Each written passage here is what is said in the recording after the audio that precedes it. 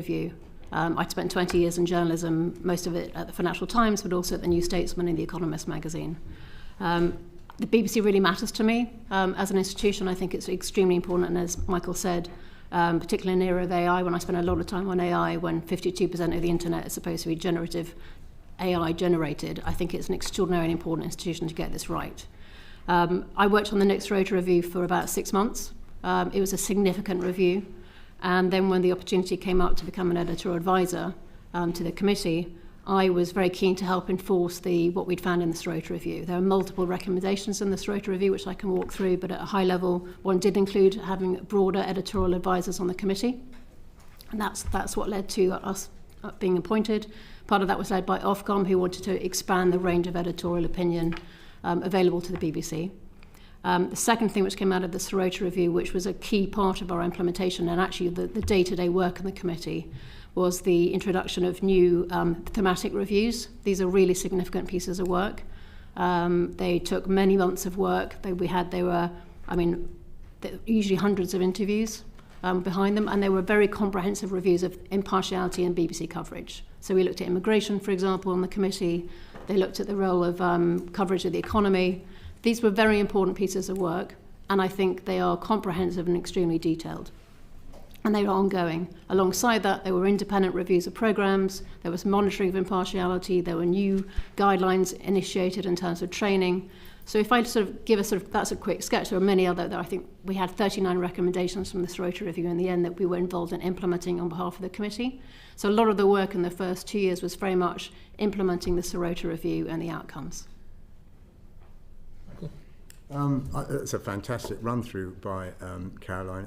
I'm not sure, is there any bit of your question you think is unaddressed that I can actually add value with? Well, I suppose, am I right to read into what Caroline said then, that you're looking, in terms of these thematic reviews, you're not just looking at things that have gone wrong, the committee, you're looking at future challenges, proactive kind of looking ahead? Yeah, I'll just jump in on that first. So one of the key tasks of the committee is future editorial risks. So, Michael's account gives a personal view of what was of issues on the committee for him. One of the issues I was particularly interested in, and really important obviously, is the role of AI. And is the BBC embracing AI, thinking about it appropriately? And in an era of fake news, it's even more important. So we did have reviews of looking at the role of AI at the BBC. When I left the BBC in the role, one of the issues I spoke to Chris Saul about was how far are we making sure the committee continues to have enough time for really deep dives into future editorial risks. Much longer sessions on some of those issues, I think, would be really welcome. So, again, Caroline summarised it fantastically. These thematic reviews, to your point, so they are proactive. They're not waiting for an obvious thing to go wrong, or was that quite right? Which was the case with a lot of things in my memo. But even on the thematic reviews, you see, my disagreement with the BBC is about the thoroughness with which it takes action and follows things through in this area of editorial standards. So if you take one of the thematic reviews, I think it may have been the first one, which was on tax and spend. How does the BBC cover issues to do with the economy, government tax spending, and so on? And there were a number of recommendations from that. One of them being, for example, that it should become routine that if someone is on a News Current Affairs show and says we need more money spent on X, then they should be challenged, well, that's fine, what's the trade-off? Do you want tax to go up, whatever? That was one of many, but a very simple to understand recommendation from that review. And I remember when the conclusions came before the committee, I think it was my first or second meeting, I asked what the follow-up was going to be. For example, because at that stage I didn't know the ins and outs of how every bit of the BBC worked. So I said, after each news show or current affairs show, will there be a tick list? Were people challenged in accordance with these new recommendations? And I was pretty much told, look, don't worry about it. Everyone knows this report. Everyone in the BBC's read it. Everyone takes it very seriously. Now, one way and another, partly because of my long, years ago as a journalist for 20 years, I know all sorts of people in the BBC, from a junior sub-editor I worked with in the 1980s to very senior people. Not one person I spoke to had read the report. Very few were aware of it. And later on, when we got follow-up reports, they did not give a gold star 10 out of 10 for implementation. So every step of the way, I'm afraid, I feel the BBC fell short on thoroughness when it came through to implementation. And to what extent is that the fault of the committee? You talked about there are systemic causes and systemic problems. Is that where do they lie? I think, I'm afraid to say this, ultimately with management, the Standards Committee has got independent advisors, Caroline, myself, it's got non-executive members. I do give credit to the management, by the way, and this may sound a trivial point, I was always impressed with it. These would be meetings that would go on 2-3 hours. The Director General, Head of News, Deputy Director of News always made time, fully attended, paid full attention.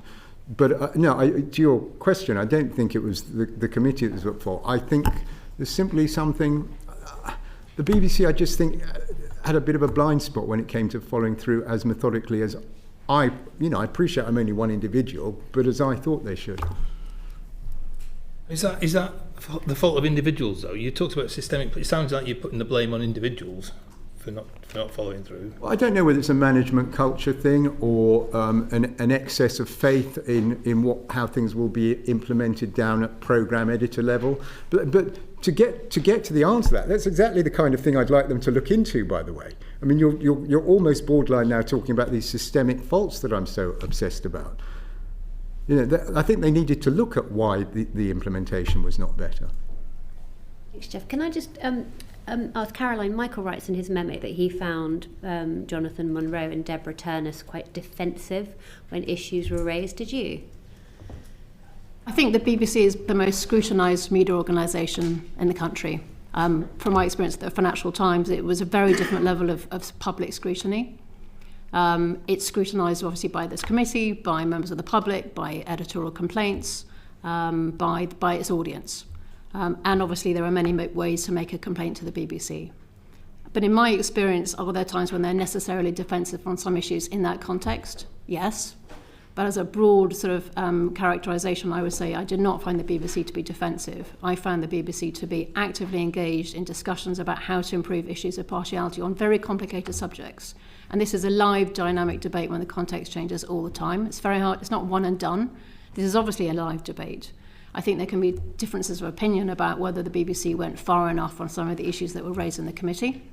And some of the issues that were raised were significant issues. But actually what's important is that the BBC were raising them themselves. They were coming up via the EGSC commissioning research from David Grossman to help facilitate that robust debate and that review of impartiality. And in terms of the EGSC, I'm keen to sort of get a little bit of a flick. I mean, in effect, you guys had this unique opportunity to be almost a fly on the wall of how this committee is working as independent advisors to it. So you could just give us a flavour, how were decisions reached? Would you say that there was a degree of camaraderie and common purpose when it came to the pursuit of impartiality and journalistic integrity on the EGSC? I'm happy to answer that first. Yeah. Sure. I found it to be an active debate in the committee. I mean, you'll hear from Robbie and your next panel. He's robust in how he expresses his opinion and wants the BBC to do well. So I found there were a lot of issues that we covered in the committee. I mean, Michael's given an account of some of the issues, but actually most of the committee was involved in looking at things like editorial complaints, monitoring impartiality across the BBC, looking at reviews of the BBC, thinking ahead about issues that were coming up. There was a broad range of issues that we debated on the committee, so it wasn't always a contested space, but there were areas of the committee when there were significant issues to be discussed. And obviously you've seen some of the research from David Grossman, which is in Michael's report, and of course that led to an important discussion. But I would say each time the executive team would come back and then debate those issues with us. And ultimately, we were both advisors to the committee, and it was obviously for the committee itself, which were the 4 board members, to sort of work out what significant action should be taken next. What you've just said, it sounds like some of the committee members were more vocal than others, or more dominant in the conversation. I wouldn't agree. I think it was a very open committee. People could say what they thought. And the EGSC has been politicised in the way that it came to some of these decisions. In this morning's Guardian, it suggests that all members came from a certain political viewpoint. Is that your experience? I wouldn't be my characterisation of how the committee worked, no. And I endorse everything Caroline says. You know, most of it was great. They were very respectful, open discussions. I think I'd have to check this. You know, most of the decisions that were taken were unanimous. So, I mean, I know there's some people saying this is a weird tick list that Prescott's come up with in his memo, but my memo simply quotes extensively internal BBC reports. I think maybe with 1 or 1.5 exceptions, they were all commissioned by the full committee. There was an awful lot of consensus.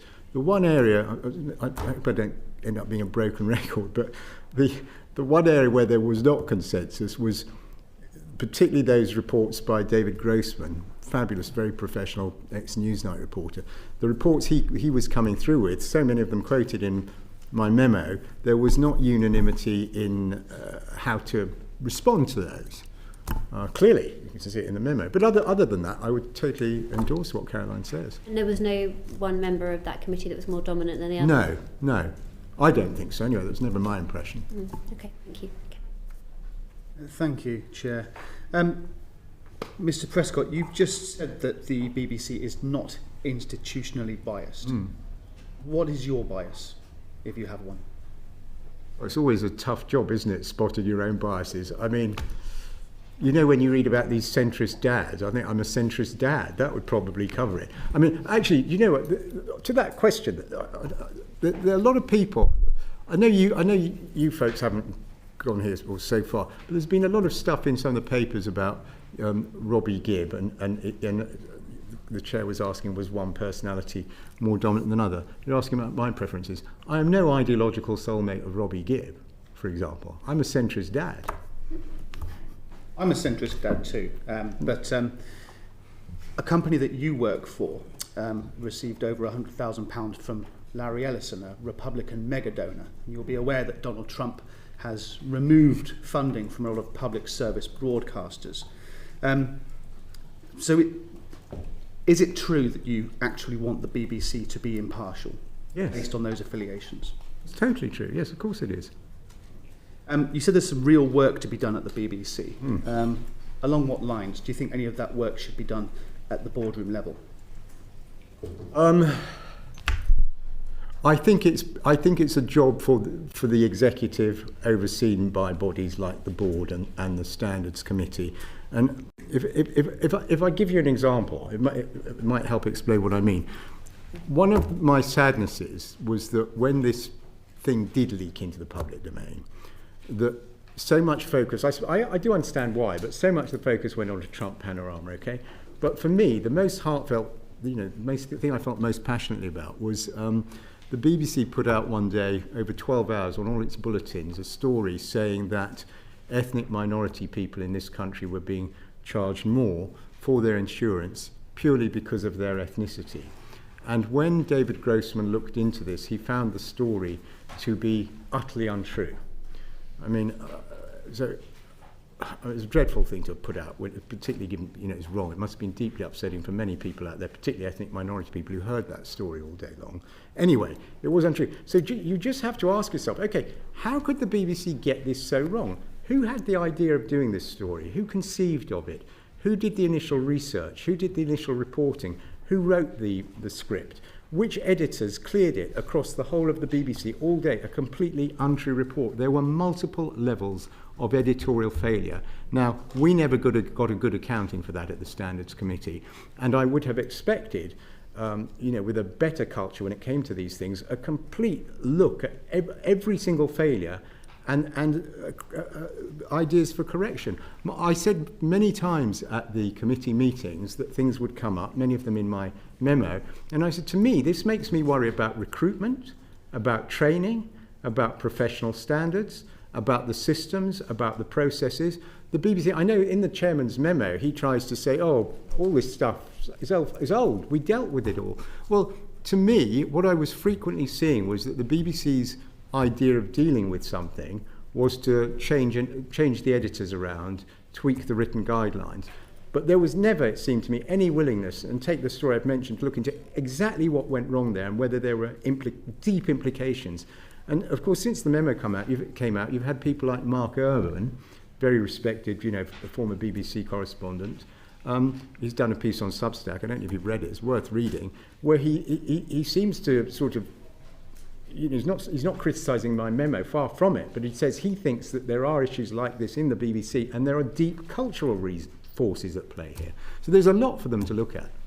You mentioned the memo a few times. You also told us that you'd sent it to Ofcom, DCMS, and you'd had that meeting with the BBC. 2 weeks later, The Telegraph had that memo, and they said that it was circulating around government departments. Do you have any idea how that memo got to those other departments or the Daily Telegraph? No, absolutely not. All that I know is what I've stated. Did you share that memo with anybody else beyond the BBC board? Absolutely and those not. committees? Well, sorry, Ofcom and DCMS, but beyond that, no. So somewhere there's a leak. Any idea where that might be? The case. No, I have no idea. Thank you, Chair. Did you work with anyone else when you prepared your memo? No, it's all my own work. Natasha. Thanks very much for coming in today. So, Caroline, you mentioned the Sorority Review and talked about the depth of work that was involved in that. I just wanted to pick up on a couple of points. The review did find a culture of defensiveness at the BBC, especially around admitting mistakes, as the Chair sort of mentioned, and that was in 2021. Have things improved? I think they have improved. I think we can point to things like Tim Davie on Glastonbury. I think that was a speedy apology, and rightly so. I think there are probably many other examples of where the BBC has apologised in the last few years. But I would say I think the real issue is the culture of the BBC in terms of the level of attention paid to these issues. And again, in my view, the fact that we had a robust committee to debate issues of impartiality, the fact that we had David Grossman being commissioned by the EGSC to ask questions about the BBC's coverage in order to help inform future coverage was actually really significant. I think there are a few organisations when you actually have that level of auditing internally on a regular basis, and this is an ongoing issue. This is not one and done in terms of managing these issues. You kind of mentioned Tim Davies' sort of robust and very quick response to Glastonbury. Do you have any ideas as to why the kind of robust and quick response didn't come this time round? I wasn't involved in the issues with the board, so I'm afraid I wasn't privy to discussions, and I didn't know that Michael had sent the report until I read about it in the newspaper. Why there was a bit more of a delay over sort of a robust and response to my memo had leaked? Yeah. No, I'm sorry, I don't. I only know the same as you, what I was reading in the newspapers. Sorry. Fair enough. And then just on the Sorority Review again. So, how has this changed the working practice and culture practically at the BBC? We keep coming back to this thing of culture and transparency. Well, how has it actually changed anything? I'll give a few examples. So, first of all, there are internal programme reviews which were reported on to the EGSC. So if there were particular issues with the programme, that they all led internally, we were given a high-level view of whether the programme was performing well or not performing well and some of the outcomes of those reviews. That's frustrating and difficult for programme makers to have an additional level of insight in terms of what's happening, to be asked questions. I think that's important. The thematic reviews are significant pieces of work. I point to the immigration review. I think it was a substantial piece of work by Madeleine Sumption. And in fact, Madeleine continued to be involved with the BBC for another year, advising the BBC, going around the region, speaking about immigration, better ways to cover it, asking questions. It was a very thorough process of her and her team continuing to act on behalf of the BBC, give recommendations and advice, and being available as a resource on issues of immigration and how well to cover it, which is a challenging issue. So I would say, in terms of specific practical impacts, those are two good examples. I think a third is performance reviews. So again, we understood that impartiality was becoming a big issue in terms of being, frankly, played into how people were being judged in terms of being good editors of programmes. So again, it was an issue in terms of impartiality was embedded into sort of a new performance culture.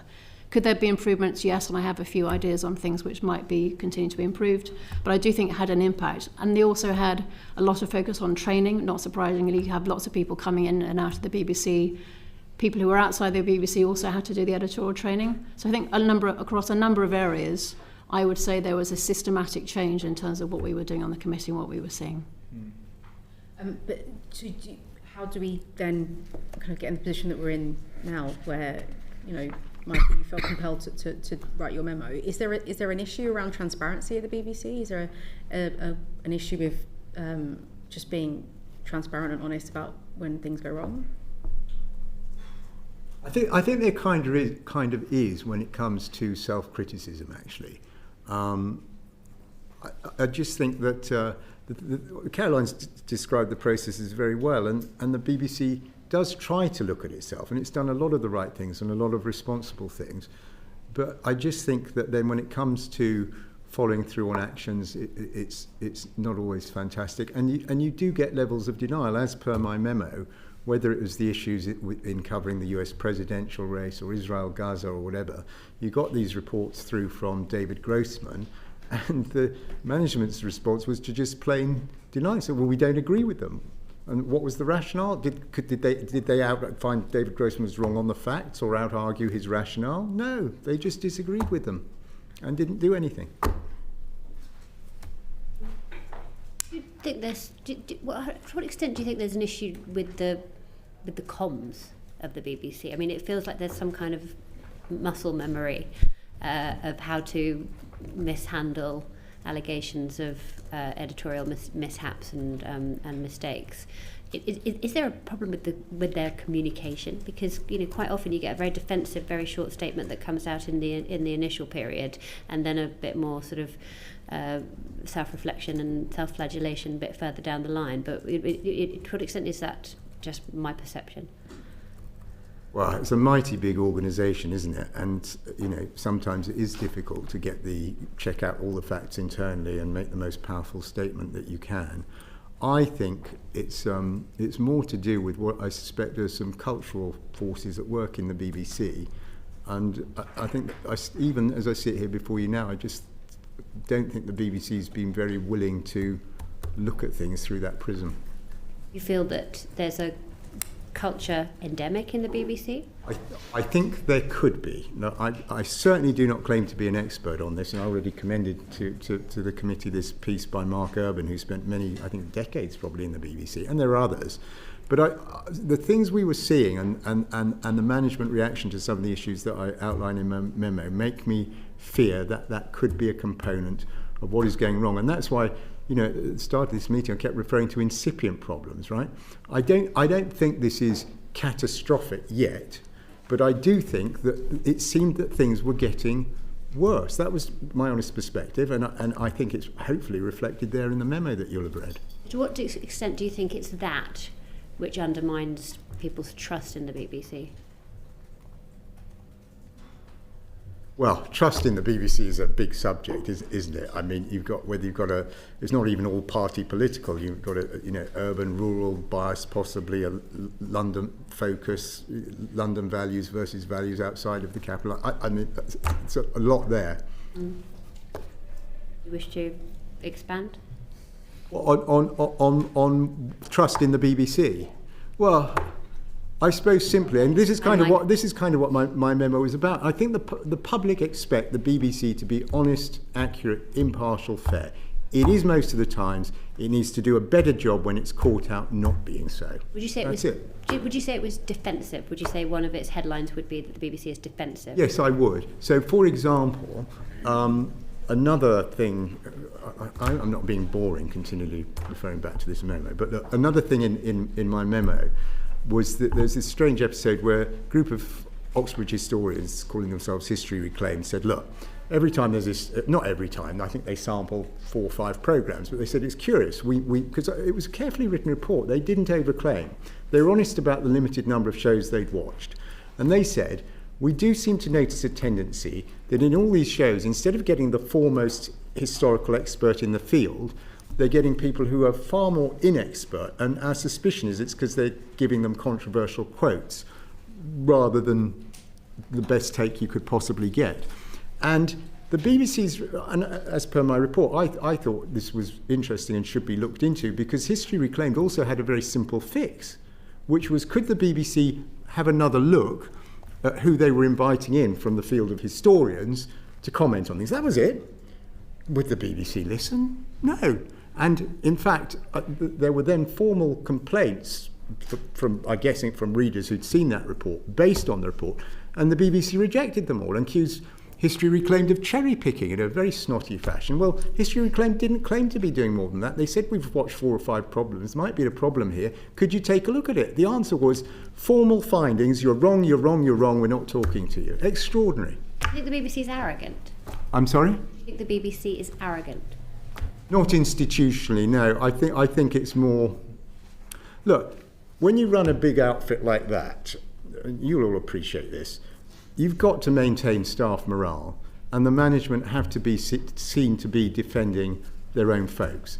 And believe it or not, even after that memo, I totally get that.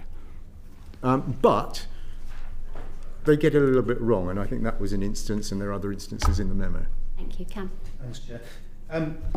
Mr. Prescott, do you think that the BBC is in a better place for the 3 resignations? Do you think public trust should be greater or lower for those 3 resignations? Ooh. It's very hard to answer, because I think the answer to that depends on each individual citizen's perception of what's gone on. You speak of culture. Yeah. Which starts from the top, does it not? Yeah. Usually, yes. So, and you want to know bluntly whether I think it's better or worse for not having Tim Davie and the rest of them there, I guess. Well, look, let me answer this way. For what I took no pleasure in those people feeling compelled to leave their jobs, number one. And as regards particularly Tim Davie, for what little use or worth this is to him now, firstly, I always liked the guy. And secondly, most importantly, to the extent that inexpert me can judge, he seemed to me to be doing a first-rate job across 80 or 90% of the portfolio. It was just that he had this blind spot on editorial failings. I think it's a bit of a tragedy he's gone. I thought he was a supreme talent, but he had this blind spot. Yeah. Michael, were you pleased that your memo found its way into the No. Gosh.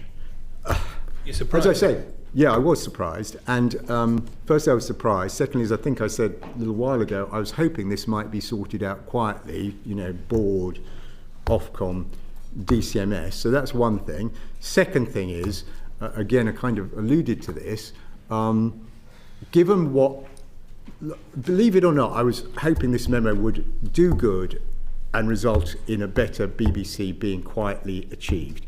And the fact it was in the Telegraph, no, I'm not criticising the Telegraph. They gave a lot of space, they took it very seriously.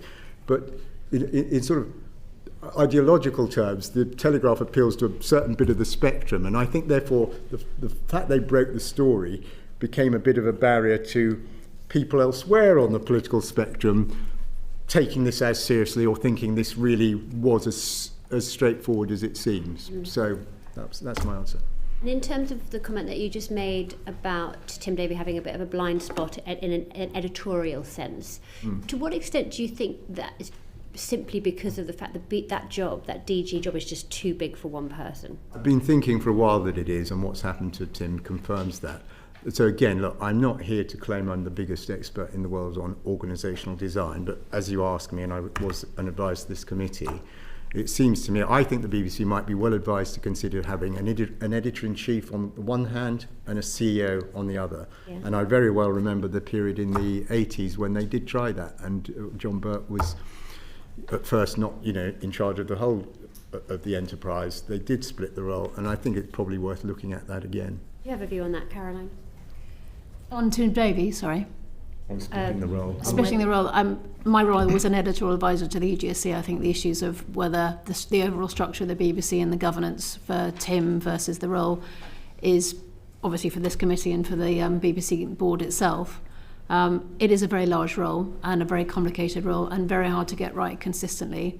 And I think in previous times you've had a deputy director general of the BBC, and I think probably it's such a large role and a lot of issues that I think that might benefit from it. Is that how you'd rather see it split, a DG and a deputy DG, or would you rather, as Michael suggests, have an editor-in-chief alongside a DG? I don't really have a perspective on it. I have a personal view as an average person looking at this, but I don't believe. What's your personal view? Well, I think my personal view is what I've just said, is I think would be helpful to have, it's a large job with a lot of responsibilities, and it's an important institution to get this right. And were you wanting to come in? Thanks, Chair. One more, Mr. Prescott. You spoke quite highly of Tim Davey. What was your relationship with, excuse if the mispronunciation that is oncoming, Shamit Banerjee? Did you have a relationship with him? No, I don't know the individual, no. Okay. I think you can, but let's move on to Vicky, please. You rightly pointed out that the Panorama programme has been picked up quite a lot in terms of your note. And this was discussed at 2 meetings of the EGSC in January and May. Yeah. Why do you think that the EGSC failed to act satisfactorily at either meeting? Well, at the first meeting, so if I, probably the best way to answer that, and it certainly helped me give you a good answer, is if I go through the chronology. So I happened to be at home and I watched that Panorama. It struck me as having issues to do with balance. I didn't think it was quite what I might have expected. I still wasn't too bothered because I thought, well, that's quite an anti-Trump programme, but they'll probably be just as hard on Kamala Harris next week, and they weren't. So I mentioned this at the committee. David Grossman was asked to look into it all, and he came back in January with the findings, which are summarised in my memo. The BBC executive did not seem, how shall I put it, they did not seem very open to accepting what David was saying, and so they were asked, and they agreed. As I say, there's usually consensus on the committee. They very happily agreed to go away and come back with a written response, having, to the mind certainly of me and recollection of me, and I suspect others, seemed to be not open to accepting what David was saying, even though his findings were so stark. So they did come back in May with this written response. Again, parts of the written response are quoted in my memo. And it was black and white. The management did not accept there was a problem either overall with the US presidential coverage or with the Panorama programme. Simple as that. Just on that, can I just... sorry, Vicky. The Grossman report says that generally speaking, the coverage of the election issues was generally excellent. Yeah, so I hope I've been clear. What I'm focusing on are incipient problems that need addressing. And in my memo, you'll see, because I was trying to summarise it all for the board of the BBC, I think it's 7 points or something, kicking off with they ignored or broke their own guidelines on use of opinion polling. So there was a lot to the Grossman report. And actually, do you know, it's good you've mentioned that, because that kind of gives you the context. That was very much the BBC management's view. It was great. They were excellent. On page 3, David Grossman's report says it was all excellent. Well, there was a lot to praise. And by the way, I've been a reporter. I hope the BBC Washington staff don't think I'm sitting here getting at them. I know they're doing tough jobs, okay? But David Grossman did not give it an absolute gold star. There are a lot of issues, as summarised in my memo. And so, I don't know, hopefully does that cover... Well, I mean, I think there could be an accusation that you didn't represent the Grossman report fairly in your memo, and that whereas you picked up all the points that you made that were criticisms of the BBC without stating the context, which generally speaking he was positive about the coverage and had put forward these particular problems as issues that needed to be corrected for next time. Well, look, David Grossman would have to speak for himself. My take was firstly that he was being polite.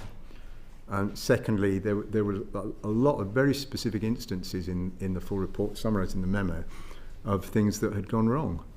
And you know, that both my memo to the board, its intent, remember this was conceived as a private memo to 14 people, and it was meant to be a call to action. So it was not, I didn't put in the stuff for celebration. It was very deliberately highlighting problems and faults that I felt were not being addressed properly.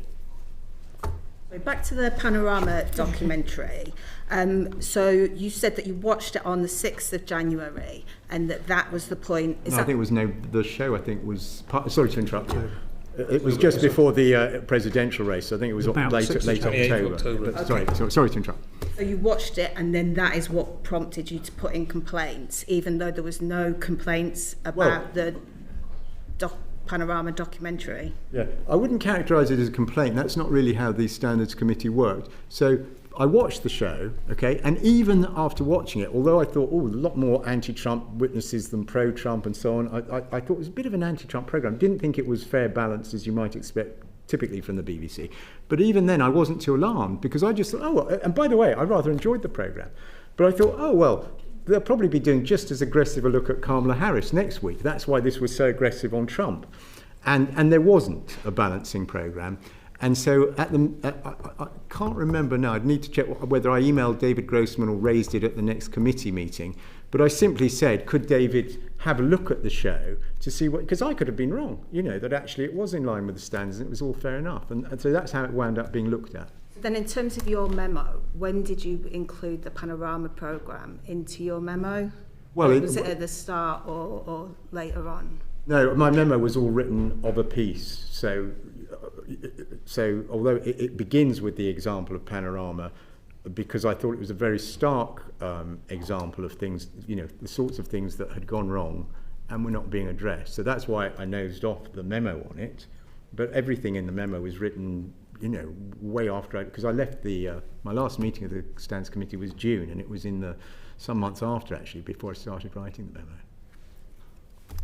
Okay.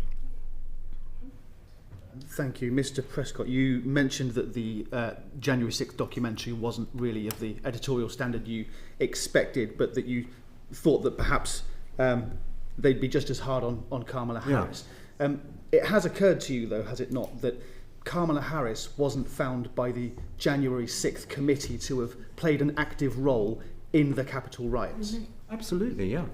But so what would such a documentary look like as a companion to the Donald Trump? Well, the Trump Panorama was looking at his history as obviously been president once already, his track record as a politician, and purported to be trying to look at the secret of his appeal.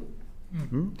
And then thirdly, trying to look at what might the consequences be of him winning.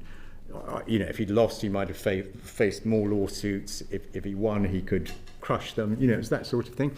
So an equivalent look at Kamala Harris might be, well, what is the secret of her? What is her track record? What is the secret of her political appeal? What would the consequences be if she won? So it's pretty straight up and down, really. Or to me, it seems so. Thank you. Do you agree with Donald Trump's assertion that his reputation has been damaged by this documentary, considering, of course, that he was found to be a central figure in this insurrection, considering that he has been found by a civil court as being liable for sexual assault, that he's regularly boasted about sexual assault? Do you agree with Donald Trump that this documentary has harmed his image in some way? If I could answer in two parts, as it were. Firstly, I'm supposing, but you'll correct me if I'm wrong, I should probably restrain myself a little bit, given that there is a potentially a legal action. All I can say is I can't think of anything I agree with Donald Trump on. Thank you. Yeah, thanks both. Very interesting. You've obviously got similar backgrounds in a way, Fleet Street and then the PR industry for a long time after that, but different conclusions as well. So fascinating. Thank you for both coming in.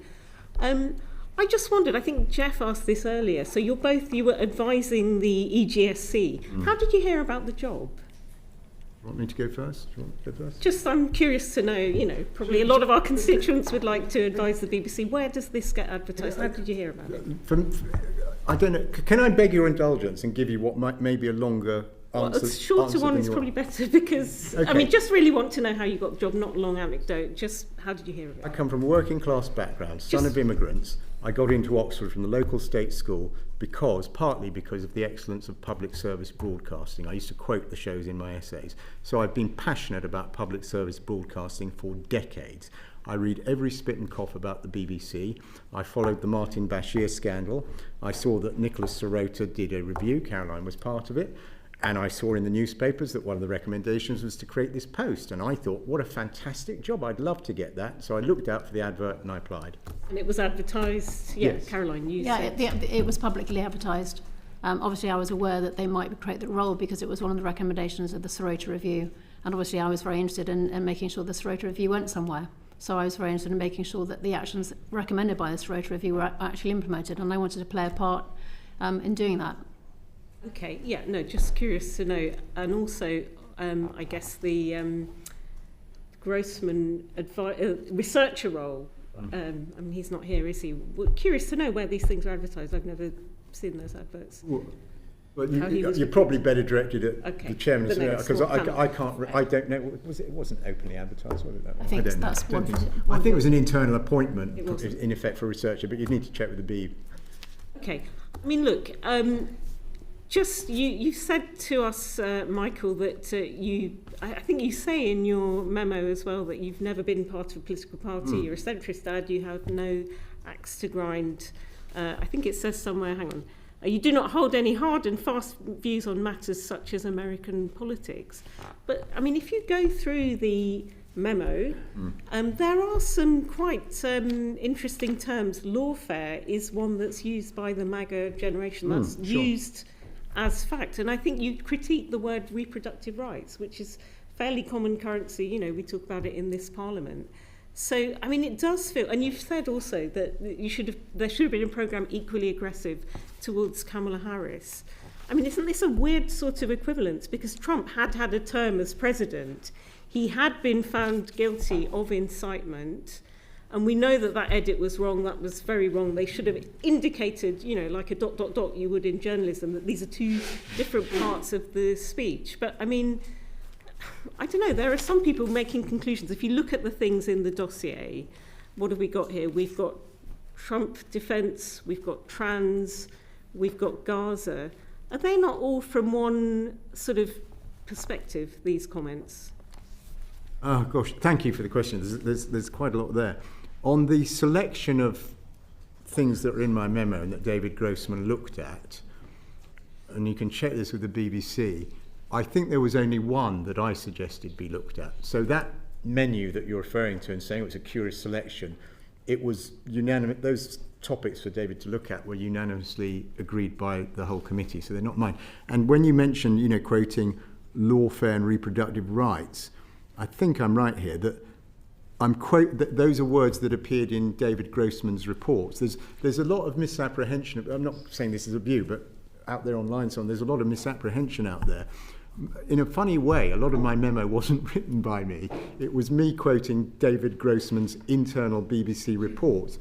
And he mentions I think it was him who made the point about lawfare, and it wasn't meant to be a party political or ideological point. He was making a very simple point that in America, unlike Britain, if you get a prosecuting counsel, they may be carrying a party political strike. They may be a political appointee, and that was important for audience understanding of the full context of the onslaught on Trump. Reproductive rights was in his American election report, where he was making the point that if correspondents use those terms as common parlance, there's a danger that you alienate part of the viewership who don't use that language. But this was all stuff from these were not my views. These were all, you know, me quoting from the internal BBC reports. Carolyn, isn't it the duty of all people on the board and the advisors to the board to represent all licence payers, and that's millions and millions of people? It just looks like these particular hobby horse culture war issues have been selected in one direction. I mean, surely your responsibility is to all licence fee payers. Mind if I and at the same time, you know, we hear at the same time you two served your term, there was a letter from 400 BBC employees. There are the all-staff meetings. There was one just the week before last. There has been a letter we've been circulated by 100 eminent BBC folk, including Dimblebees and whatnot. So those are very different to the selectively picked examples here that all seem to betray a political bias themselves. Yeah, I know. I've seen that point of view expressed online and Matthew so on. Parris, if you look at him, you're giving us articles in Sure. The Spectator. His view of the Trump documentary, which I watched last night, 12 seconds within a 70-minute show. It was wrong, it was a bad edit, but I'm sure there's loads in there Trump would have liked. The MAGA superfans showing their adoration for him. So this idea that there was a sort of ideological or party political skew to the work that was going on, I don't think it's actually entirely fair. And you've got to realise that when those reports were commissioned, we did not know what was going to come back. So if you take, for example, the BBC's coverage of US presidential elections, okay, when the committee asked David to look at this, he could have come back with a completely clean bill of health. It's possible. He largely did. Well, okay, hang on. It's possible to, I suppose, to conceive that he might have come back saying, you know what, we were a bit unfair on Kamala Harris because Trump is so bombastic and says such outrageous things. There's no equivalence there. Okay. So you could. I'm just asking you. Obviously, you're very free to disagree, but it could have been Grossman came back and said, you know, we've been a bit unfair to Kamala Harris because Trump's so bombastic that we end up giving her too little airtime. That he might come back. As it happens, he did come back saying there was a skew against Trump's side, but we didn't know that's what his finding would be in advance. So I don't think it's entirely fair to suggest the committee had an ideological hue in commissioning the bits of work. No, I'm saying the memo, not the committee. Oh, the memo. Because, you know, if you're saying you have to sling an equal amount of mud, surely the role of the journalist is to tell the truth. Yeah, sure. So do you have to find, do you know what I mean, just because tit for tat thing, because... Or do you tell I certainly agree with what you say, both about you know, the truth and things being balanced. But the stuff in my memo, I think covers almost all of the David Grossman report. So it's not as if there were 100 reports and I picked these ones and they've got an ideological flavour to them. I've mentioned most of the reports that were done, and they were commissioned by always commissioned by the whole committee. Sorry, Caroline. I was going to say that looking at the overall debate we had in the committee, it was a long report, 20 pages, looking at US election coverage as a whole. And the whole point is to look at, are there areas of concern, bias, inaccuracies that might become a systemic issue and that we have to address going forwards.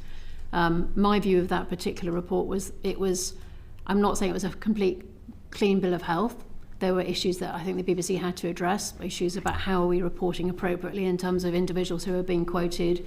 Is the balance of geography of where the BBC was based in America and their operations appropriate and representative of kind of American coverage? And in fact, they realised that they probably needed to do more to change the balance of their geography across the thing. But actually, what I took away from that report is that there was actually very good coverage of the US elections, powerful coverage. Yeah. And not quite perhaps the same, I have a difference of opinion about how important the concerns were around the US election coverage as a whole, and having read the David Grossman report. And I'm just thinking of this memo, which has had such an effect, within a very short space of time. I think our committee's writing a thing before we've even seen the contents of the report, and within a week, 2 big heads have rolled, another one since. And some of these points you've claimed, history reclaimed. I mean, if you look into who these people are, again, Robert Toombs, he's a well-known Brexit person. They're all from a particular slant. So I just wonder if you're aware of your own biases in the examples you've chosen. For example, you say that you should not state that the Trump election was stolen, that was baseless. Do you think that the idea that the Trump election was stolen was baseless? No, I absolutely do not. I don't remember that bit of the memo. Also, page 3, it says something like it was a Democrat majority committee. Oh, that he was found guilty of incitement. That's right. I mean, our committee is a majority Labour committee. We have a Conservative chair. Are you saying we're illegitimate? No, of course, oh God, absolutely not. I'm a great respecter of Parliament and the traditions of Parliament. I spent 15 years as a correspondent here. Sorry, that bit that you're quoting, I know I've now got it. That was when the executive defended Panorama and was trying to argue there was no problem with the video splicing. One member of management prayed in aid the prosecution of Trump and the committee finding that you referred to. That's the only reference in there. But I do come back to this thing though.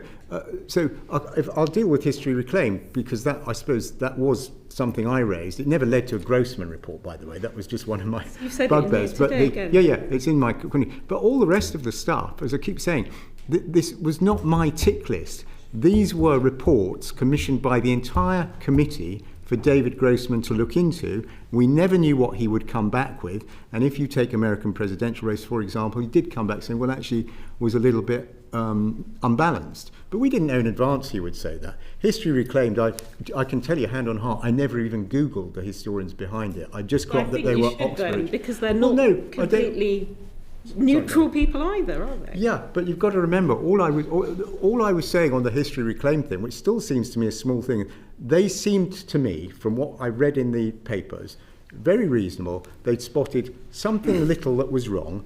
They were suggesting what sounded like a sensible fix, and the BBC wouldn't even consider it. I'll move on, Rupert. You happy? Amen. Thank you very much. Thank you. Back on the splicing. In his sacred job memo to us, Dr. Shah mentions that since your memo, Mr. Prescott, the corporation's had 500 complaints, and that has, I quote, prompted further reflection. And as a result of that further reflection, the BBC now accepts that the splice gave the impression of a direct call for violent action. I remember the first time I saw the splice, and I looked at it and I was like, oh my God, that's awful. And then I checked a transcript of the speech itself, and that confirmed it. Were you surprised that it took the BBC multiple iterations and multiple months to work out something as straightforward as that splice was that misleading? Yes, in a word. I mean, this was, in the memo I talk about my great frustration and how I'm writing to the board because of this frustration, and that was a very easy to understand example, that we had a BBC management that would defend and stand by that video edit, which is exactly what was going on, and that's why I was one of the reasons I was in despair, but it's possibly the purest example. Do you think the corporation has what you might call a bigger truth problem? That there's a bigger truth that the vast majority of BBC output is good, therefore it's less important when something is misleading? Or indeed on the specific episode of Panorama, there was a bigger truth that the programme was trying to get across about that day and Capitol Hill and the character of President Trump, and therefore it didn't matter so much that this thing was spliced in a way that specific impression was clearly so misleading. Well, I think the truth is we still don't know what went on within the Panorama production team, whether it was some weird kind of accident or someone working under pressure. We just don't know. But as regards the wider BBC, I mean, people I know and don't know texting me, emailing me and so on, who clearly appalled by that. So I don't think it's a bigger problem. It was just this curious management blind spot. But obviously it wasn't just a management blind spot. I mean, lots of people must have had a blind spot. I mean, starting with the person who did it, then whoever was editing it, a producer, presumably somebody straight away. I mean, obviously it didn't get the most massive audience because people in general didn't spot it, but many people must have seen it. Then your committee saw it. Then it went up to the board. A lot of people apparently had a blind spot. This is one of the most curious things about the whole saga, actually. So I watched the programme, as I said. I certainly didn't spot that the video had been spliced. I had no idea. And I doubt... It was a very good splice job. It's interesting. It's interesting if you did, but I suspect... No, I didn't. It was an extremely good splice job. Okay, so where you couldn't see the scene. That's the point. And you didn't realise it had happened. And when I asked for the Panorama to be looked into, it was for reasons other than the video splicing. I thought there were other issues with it.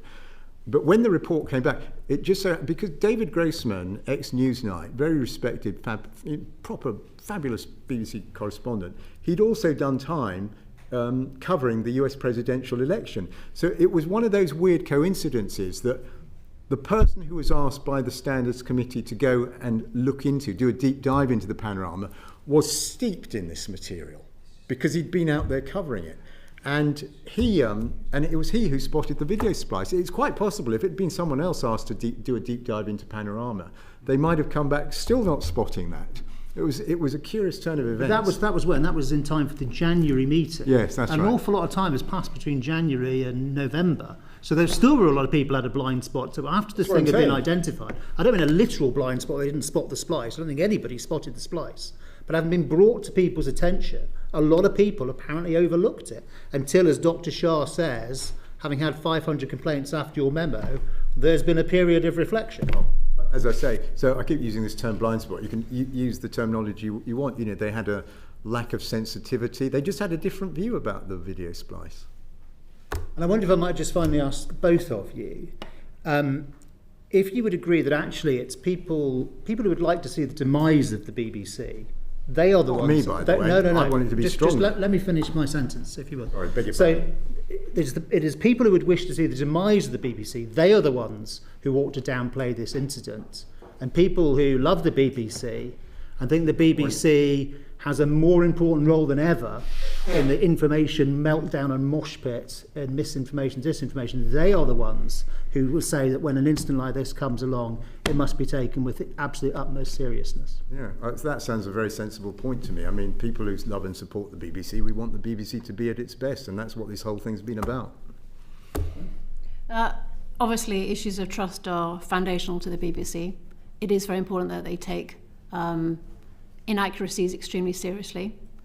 I would say, to echo Samir Shah, it was regrettable that this wasn't recognised at the time, and it was too late to, even though Panorama was alerted to this, I think it was too late by the BBC to actually take action on it. But I would point you to the fact in the committee at the time, it was a 20-page report, and the debate was really about a much broader, comprehensive view about US election coverage. It wasn't to try and micromanage a particular programme edit.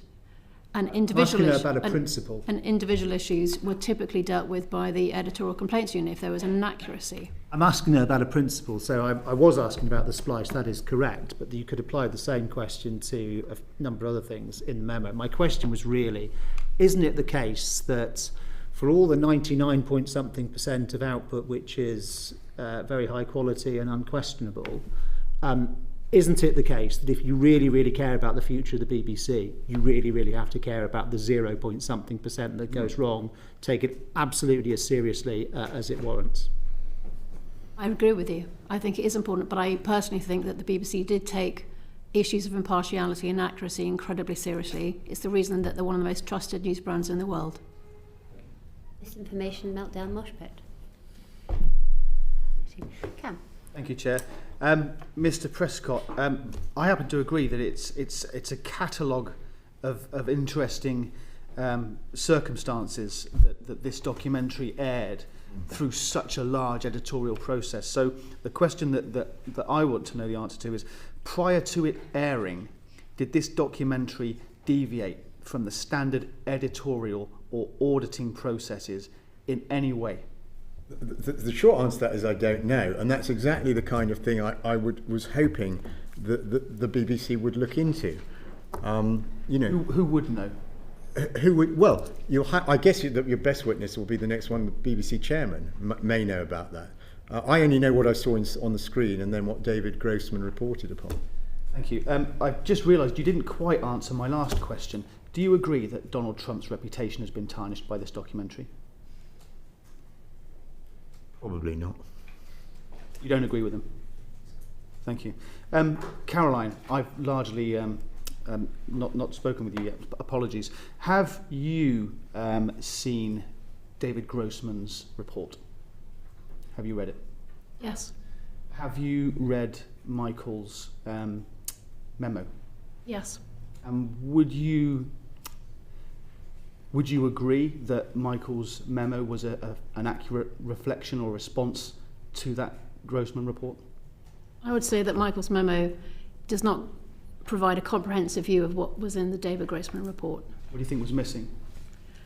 I think the David Grossman report covered a lot of ground, significant areas like the coverage of the election and the use of polling, issues like who was being represented on programmes, issues of impartiality.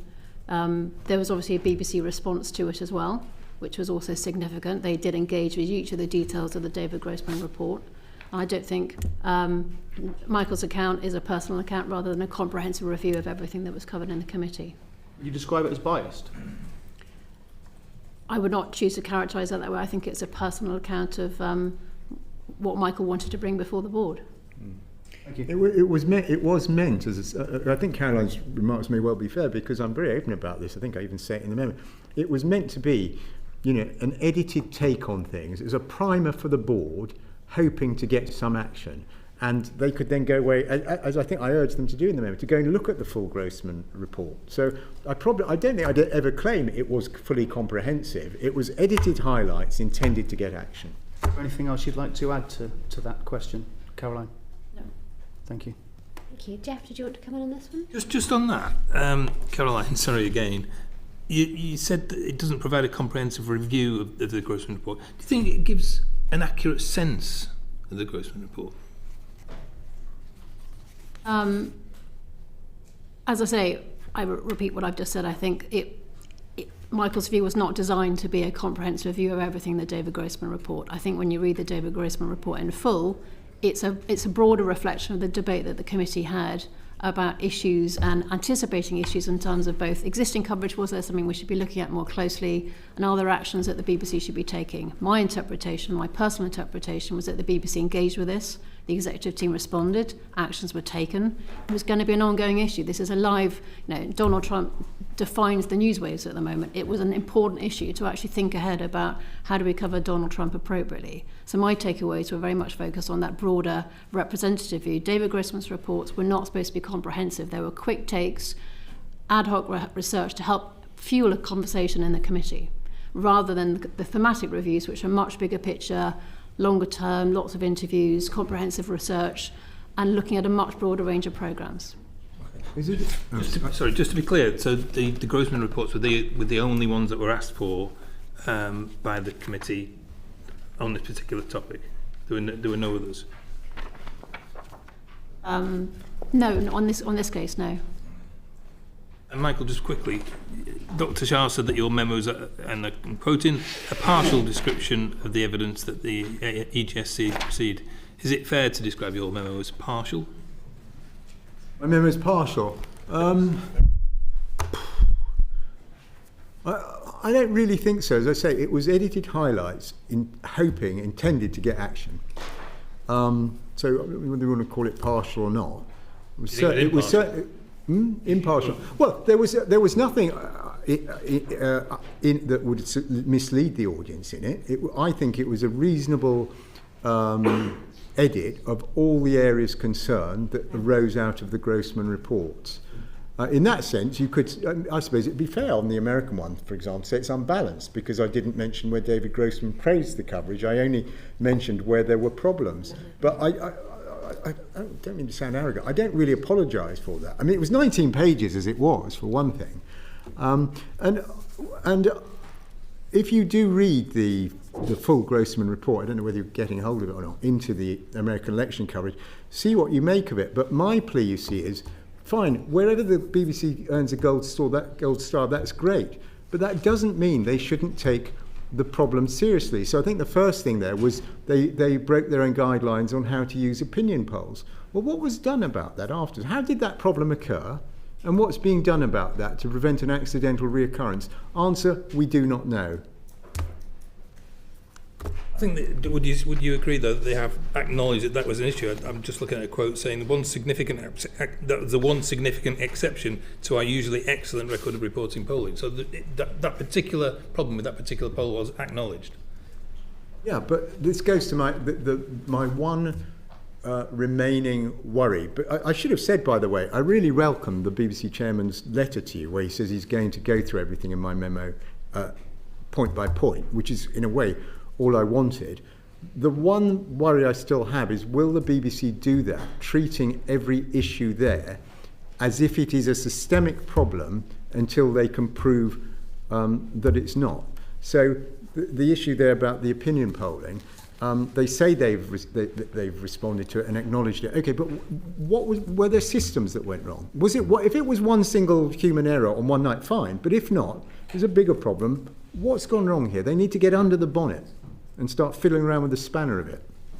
How do they demonstrate that they fix those systemic problems? Well, for starters, whoever takes the place of Caroline and myself on the Standards Committee, hopefully they can persuade them that they've been doing a more thorough job. And if there was to be wider scrutiny, I mean, it's for BBC as an institution to figure that out. And of course, you as the Select Committee have an oversight role. Thank you very much. Bye. Thank you, Chair.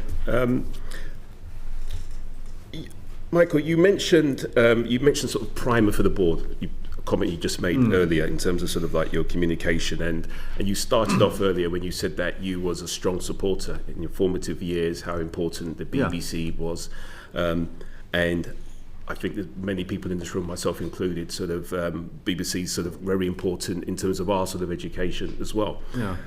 So, did you foresee the damage your memo would cause? Absolutely not, because it was. Remember, sorry, but just beg your pardon. No. I paused. That's why you came in. My apologies. But what I would say to you is, did you not see an opportunity, or did you not see a scenario where that memo would be wider circulated? No, it went. As I say, it went to 14 members of the BBC board, and then senior people at Ofcom, DCMS, who. As I said, BBC is independent, but they have some role in terms of dialogue with the BBC. So, no. And also, I look back, what was I to do? I could have done nothing, but you can hopefully tell from the memo the level of my concern, and I wanted someone somewhere to start doing something. No, I understand that, but it's obviously been, in some cases you can argue it's possibly being weaponised, and you spoke about people on the political spectrums sort of grasping that and trying to sort of damage the BBC, so to speak. So I'm just surprised you're surprised we've got to this point. Well, on the weaponised thing, this is a personal view, but whether people at the BBC think this stuff's been weaponised or not, surely that's a secondary issue. There are very specific things that have been going wrong, detailed in the Grossman reports, detailed in my memo. Now the BBC, they say they're going to look at them one by one. Hopefully they'll treat them as systemic problems, in which case the BBC will end up stronger, and I want it stronger so it can conquer the globe. So this, where you're coming from, which is, surely you realise there was a risk of damage. Even as I sit here now, my hope and my genuine belief is the BBC is going to end up stronger because of all this stuff. And it'd be great. They can reach billions on this planet with their news and current affairs, given that we're in the era of fake news, if they get this stuff right. Caroline, what's your view about what I asked Michael in terms of how this has impacted the organisation? It's obviously been an extremely challenging time for the BBC. It's on the spotlight on issues of impartiality, which in my view the BBC was actively engaging with on a regular basis. As I point out, the fact that the committee was extremely robust, discussions were had, research was commissioned on a regular basis, and it was challenging research. I think that's a really healthy organisation and a very healthy debate.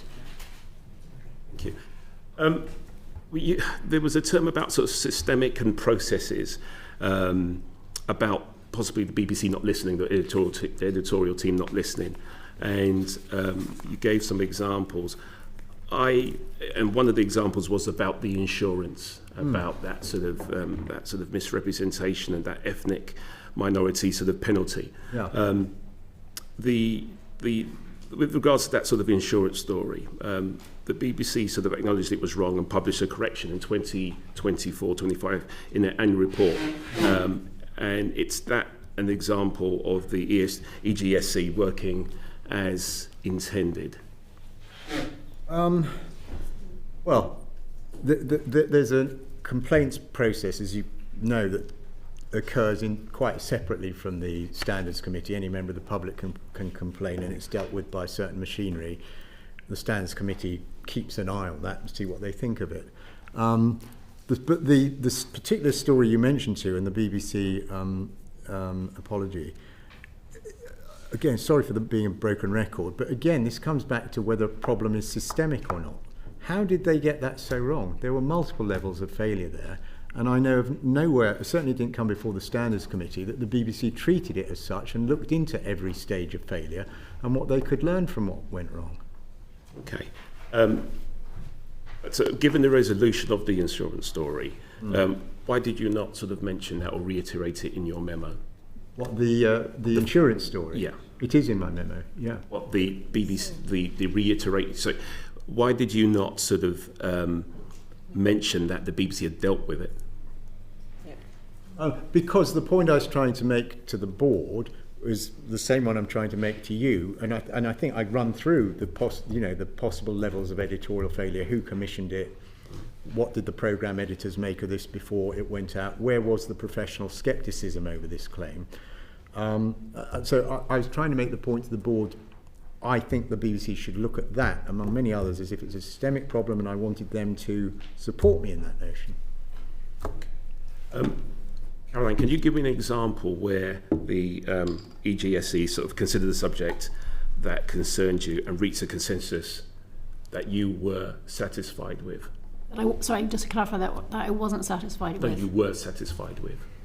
I think on the insurance, I'm just picking up that one straight away. Action was taken. There was a debate at the board. It was embarrassing for the team in terms of their understanding of data journalism. There were further actions taken about actually doing more training within the BBC about how to understand probability and really proper economics understanding across some of the team. There were new people put in terms of the data science team. So I think, in my view, that counts as action and significant action from the EGSC. If it hadn't come up in the EGSC, it probably would have come up via the editorial complaints unit if there had been concerns, which obviously is another part. It's another part of our monitoring. It's not just this committee, but the editorial complaints unit also has a significant role in looking in issues of inaccuracy. I think another example I can bring up is we looked at the role of BBC Verify and the sort of issues of misinformation at the BBC, and are there issues in terms of complaints coming in that actually show that we should be concerned about whether reporters were falling for fake news. In my view, I think we should be spending a lot of time on those issues. And going forward, if I had one piece of advice for Chris Hall, it's actually that you have longer, deeper dives into some of these, really big existential issues for the BBC's journalism. And it really matters to get that right. So we can, particularly in an era when trust is incredibly important, and when the internet is becoming a source of massive scale misinformation. So in my view, I think the BBC engaged that on the last 3 years. We did have conversations about that. I like to see the BBC having even more focus on that going forwards, and a wider frame of views and more deeper dives on issues like that. Okay, thank you. Michael, last question. Any other examples where you feel that... The committee operated by consensus? In a funny way, in my mind, it probably operated by consensus on almost everything, the exception being, and of course it's the glaring, that's why we're all here, the exception being management's response to some of the David Grossman's more critical findings, where there wasn't a consensus. The management went one way, there were some members of the committee remained unhappy with it, and you can clearly see I remained unhappy with it. Thank you. Thanks, Fio. Sorry, just very, very quickly. So given that there was an investigation into the insurance piece, given that an action was taken, given that the BBC acknowledged there was an issue, I'm wondering how much is that systemic or just a cock-up, rather like conspiracy versus cock-up? Is it just a mistake was made, the BBC investigated, it was corrected, and then if it had, because action was taken, why did you feel the need to put it into your memo? Oh, because, right, so to me, sort of journalistic error might be I misspell someone's name or I get the date wrong, an error. And of course, by the way, errors occur. I really don't want to come across someone who thinks otherwise or is intolerant of the occasional human failure. But this report was way more than that, okay?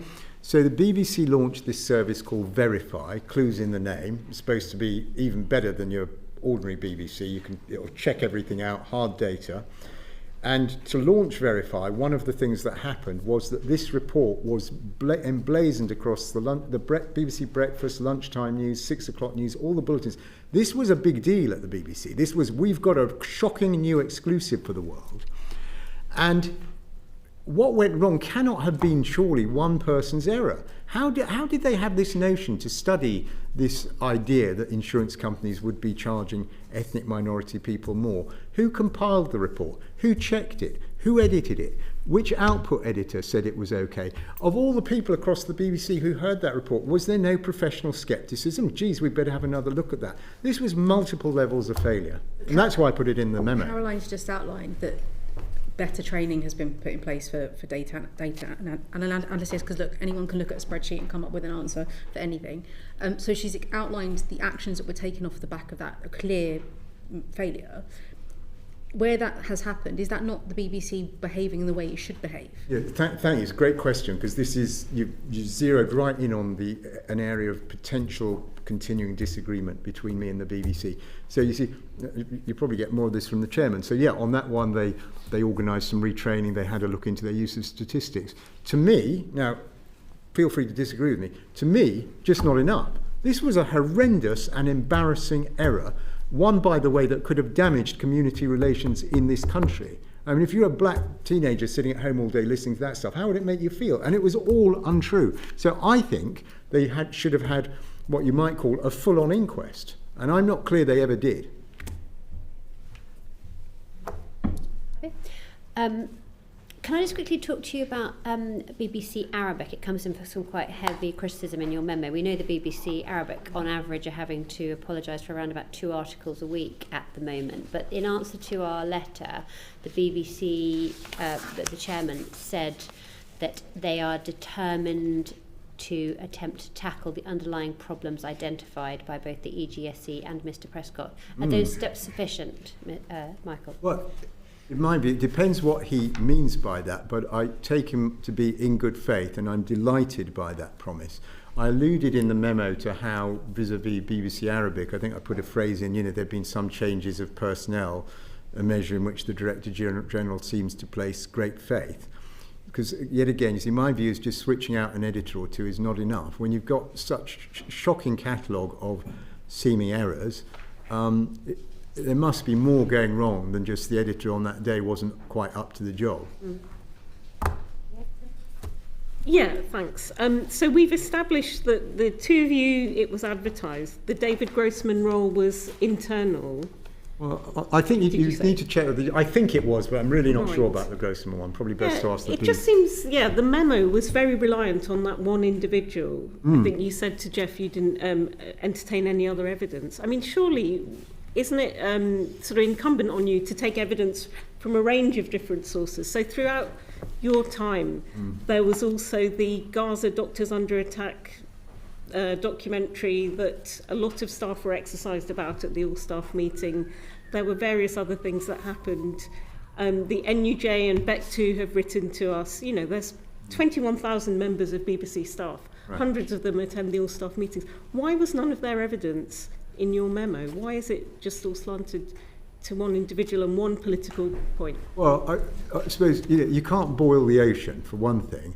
And my memo was what it was presented as being, which was a summary of internal reports that had come before the Standards Committee and not been acted upon fully enough.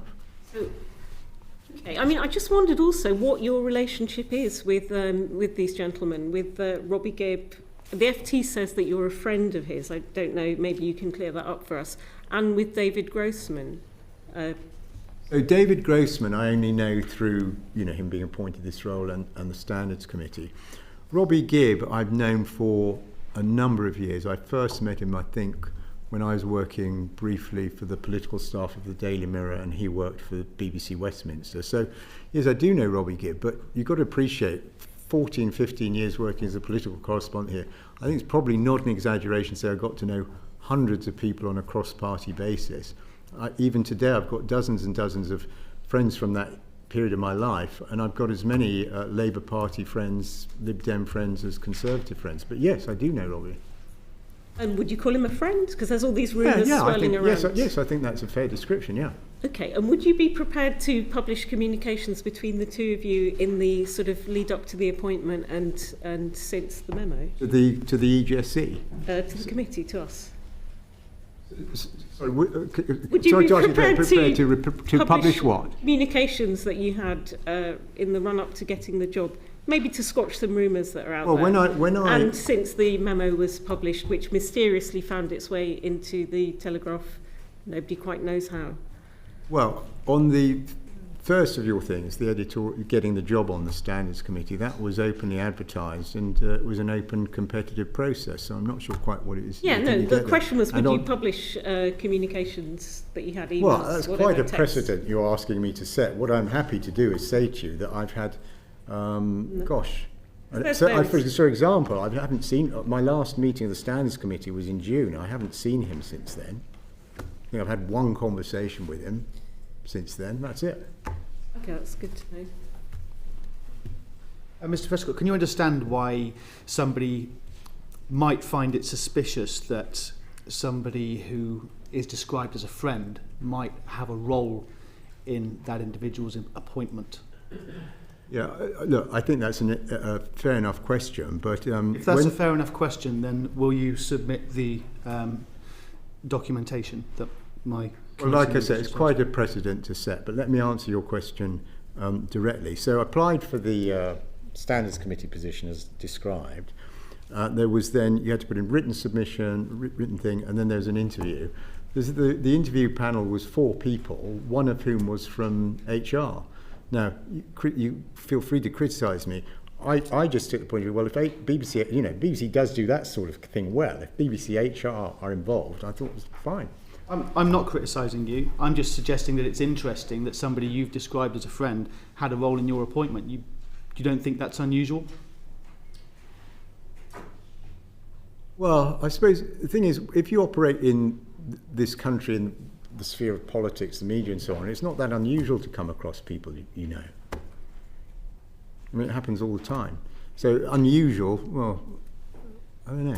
Can I ask, Michael, if even a memo warning about issues of impartiality has issues with selective quoting and perceptions of bias, is there any hope that anyone can ever be an effective and trusted arbiter of impartiality? Well, the BBC gets as close as any organisation in the world ever has, and I think it is achievable so long as you're open, transparent, honest, and here, this is in a sense what this session's about, isn't it? And you're willing to take it on the chin when you get it wrong and look into what's gone wrong thoroughly and put in a full programme of reform if needed. So I think it's achievable enough. And by the way, the BBC is the best positioned organisation in the world to do that, even with everything we're discussing. It might be. That brings us to an end. Can I thank you so much for appearing in front of us this afternoon and for all your time? Is there anything that either of you would like to conclude with before we end today? Caroline? I don't think so, but thank you so much. I'd just say a big thank you, because obviously this has been all over the news for whatever it is, 3 weeks now. I've deliberately avoided the media for numerous reasons, but not least because I have great respect for Parliament, and also a session like this, you can go through things so much more thoroughly than one media interview. So I'm really appreciative. We're very grateful for both of you for coming in to see us this afternoon and for answering all our very many questions. We're now going to briefly suspend the meeting to allow the next panel to come in. Thank you very much. Order, order.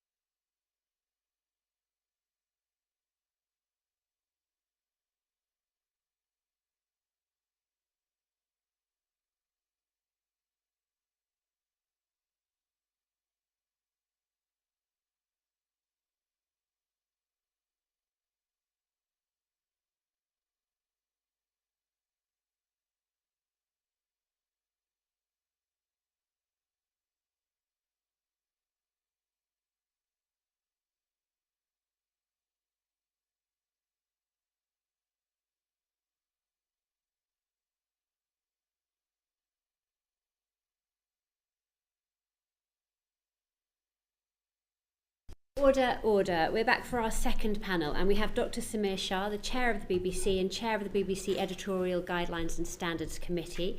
We have Sir Robbie Gibb, the Non-Executive Director of the BBC and member of the BBC Editorial Guidelines and Standards Committee, and Caroline Thomson, a Non-Executive Director of the BBC and also member of the BBC Editorial Guidelines and Standards Committee. Thank you to all of us for appearing before us today.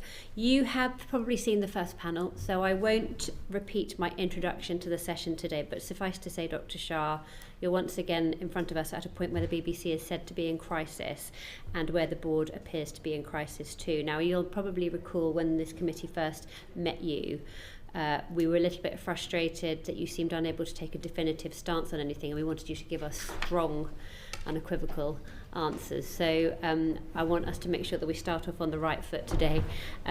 Did the BBC block the head of news from apologising for the Panorama programme before the 10th of November? I will directly answer that question, but if you may forgive me, I'd like to take this opportunity, first of all, to apologise to all the people who believe in the BBC and care for it and wish it to survive and thrive. I'd like to apologise to the licence fee payer who funds the BBC to deliver its mission. And I'd like to apologise to the thousands of people who work for the BBC, our staff, who work with such dedication and commitment to deliver the output we all enjoy so much. I regret the mistakes that have been made and the impact that has had. Let me now come to the question that you asked. Just, if I may ask you, just repeat it for me so I can answer it directly. Did you block the head? Did you and the rest of the BBC board block the head of news from apologising for the Panorama programme on the 10th of November? Or Go back to the week in which the story broke in the Telegraph, and you wrote to me, and I was writing the answer to you. I heard that the news wanted to apologise for the splicing of the edit with a white spark. I thought that was a necessary thing to do, but it wasn't sufficient, because the fundamental issue here was the sequencing of the edit and the placing of the Proud Boys march. I think the real issue here was the impression left that the President Trump in the 6th of January speech had called to violent action, and what we had to apologise for was that, as well as the splicing of the edit. It's my view that editing interviews is a normal journalistic practice. So that in itself is not what the problem was. The problem was the impression that it led, that it was an impression that President Trump had called for direct violent action, and that wasn't the case, and that is what I thought needed to be apologised for. So the answer to your question is, I didn't think it was adequate. I thought it was necessary but not sufficient. If you felt that that was the case, then why was there no apology when David Grossman first brought that to your attention? You mean in the EGSC meetings in January and May? Mm. I think that's a very fair question, and I'm looking back, I think we should have made the decision earlier, I think in May, as it happens. In January, you've heard earlier that the report came about, which was about, the context was how well, as we do, constantly review our own coverage, how we did, what went well, what didn't go well, and we examined how we covered the US elections as a general point. And the report came back, as you've said, that coverage was on the whole excellent, but there were some real issues there. We're invited, and there was at that meeting also coverage of the Arabic service, which we may come back to. I invited, which is normal, for news to give me a formal response to that research. That response came in May. When that response came, one thing I'd like to make clear is that this was a constructive discussion that took place at the EGSC. Some very important observations were made in that report, which the executives took on. For me, one of the most interesting ones was the recognition about the story selection idea, and I have a letter in front of me, the news report, you've got it, which said the BBC infrastructure is heavily resourced in the democratic areas, and we need to move into other parts of the US to get a better sense of opinion within it. And that is an action that's going to be taken, and there's going to be movement of which our resources tap into not just the democratic heartlands where we have got, in a way, over too many resources that we need to move it out. I give that example simply to tell you all that this wasn't a discussion where you had a defensive news response to some very serious issues. So that was it. When it came to the Panorama edit, there was a difference of opinion across the board. And looking back, I think it would have been better for us to pursue it then. I completely accept that. And as we go into my own understanding of how we got here,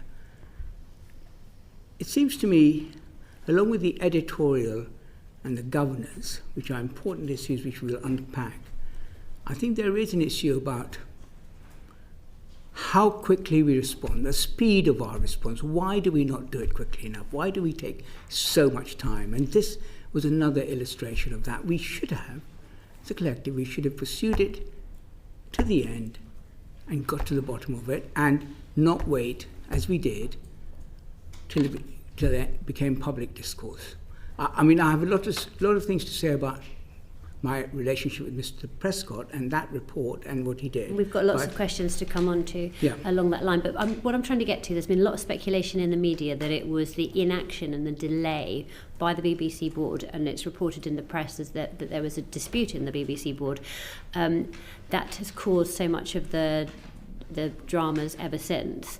I'm just really interested to know why it took so long. Why didn't you get on the front foot? If you'd have got on the front foot and, either with an apology or with a robust defence, either I think, would have been an acceptable way of responding to this. But it's that huge delay. So, I mean, why? What was causing the delay? What were your reasons for delaying? It seems to me there are two types of timeline. One is the one that began with the EGSC report in January. I'm talking about when the and then there's a report. week after the report was in some way leaked to the public and the Telegraph. Do you mean that particular? I mean, as soon as the Telegraph started publishing this memo and its coverage of it, there was just a vacuum in the BBC for nearly a week where there was no comment given of any meaningful way to the substance of it. Why didn't you get on the front foot with either an apology or some kind of defence of what had happened? Well, precisely for the question you've just raised. I needed to understand what went wrong and to get the right answer. Getting the right answer was really important. You knew what went wrong because you'd already had the Grossman report into this and your own... When we went in that week, I asked the Director General to review, because I said we reflected on it, to review the clip and whether there were any serious editorial breaches. There were, as an outcome of that, and that was the research that had to be done to get it right. It took time to get it right. We knew what the actual apology was for. I said it wasn't just about the splicing, the editing, it was about the impression, and that had to be done properly and investigated thoroughly. As well as that, I was writing a response to you from the board. I have 13 board members, and I needed to make sure that they were aware about what I was writing, and I had their support.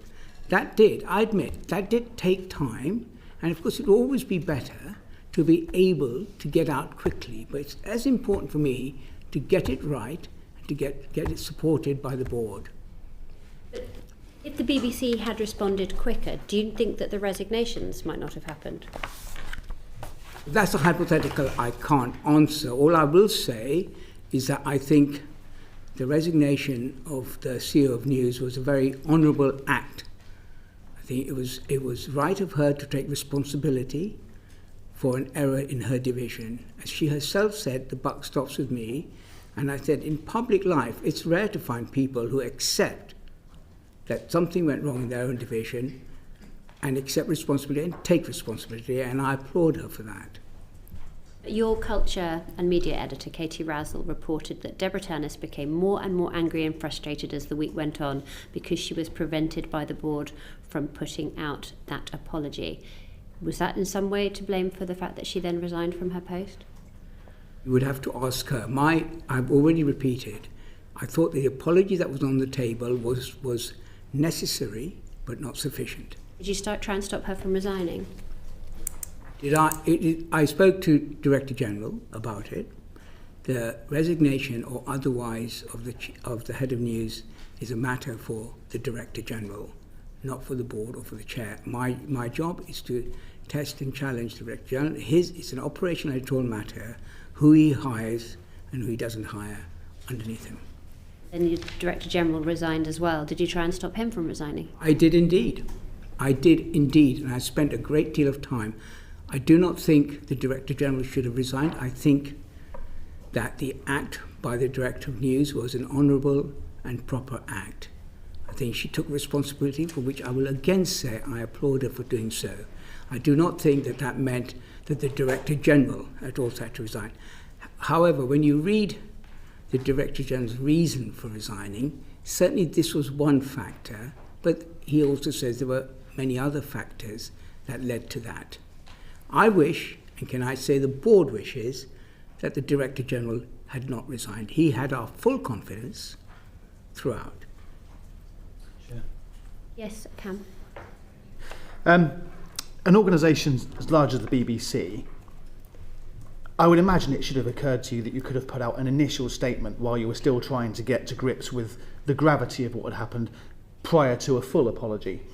Did you receive pressure from anybody else on that board to delay such an apology? Absolutely not. What I would say, we did put out a full statement, which was, I think looking back, rather vanilla in its statement, as corporate BBC tends to do. And we did do it to hold, because I needed to put out a fuller statement, but I needed to be sure and I was right about what I was saying. This was a very, very important error, and I needed to make sure that what I was apologising for was fully sourced and fully right. It needed to be right, and it took its time. The resignation of the Director General is quite a big deal, is it not? When you tried to dissuade Tim Davie from his resignation, how did that conversation go? I don't think it is right for me to discuss private conversations with me and the Director General. Well, it might be if the BBC is at stake. Well, I think confidential statements, conversations need to remain confidential. But let me answer your question. I know Tim, and I've got to know Tim very well over the last 18 months. He is an outstanding Director General. He is extraordinarily good. His energy, his dedication, his commitment to the BBC cannot be gainsaid. His commitment was broken. What? Well, as you know in his statement, he felt responsible as Editor-in-Chief for the error. My view was the responsibility was taken by the Chief of News, and that was proportionate. Thanks, Chair. Can I just quickly take you back to the response to the committee's letter, November the 4th? You apologised on behalf of the BBC for the way that the Trump speech on the 6th of January were edited. Your words were, the BBC does accept the way that the speech was edited did give the impression of a direct call for violent action. The BBC would like to apologise for that error of judgment. Dr. Shah, I've had a look at the BBC editorial guidelines, section 3.4.25 of the BBC's editorial policy. That says, for news, factual and some factual entertainment content, unless clearly signalled to the audience or other reconstructions, content makers should not normally intercut shots and sequences if the resulting juxtaposition of material leads to a materially misleading impression of events. It seems quite clear to me that the way that both the Newsnight and Panorama edited this clip broke those BBC editorial guidelines. So what I'm just trying to get to grips with is why it took a year to apologise for this failing, despite the EGSC, which you chair, having concerns about this programme on 3 separate occasions, and why no action was taken despite the fact that there was a clear evidence of a breach of editorial guidelines. As I said, in the January meeting, that report came out. I then invited the news division to give me a formal response to it. That response took place in May, and we discussed it then, and there was a different set of opinions around it. There was a plausible case that this edit, because the point of the programme was to deliver to the British audience because it was about the supporters for President Trump and what they were learning. So there was a case for, as it were, the edit. This was discussed and debated, and there was a difference of opinion. I've already said we should have pursued it further at that time. And by pursuing it further, we should have investigated it in detail with the people responsible in the BBC to do that. You must remember, that is an operational matter and not a matter for, in governance terms, for the non-execs. But it is a matter which we could have pursued harder, is what I would say, and we should have done. Had we done so, then what you've just read out would have come out, and there would have been a formal response that this did breach that, and we would have then taken on.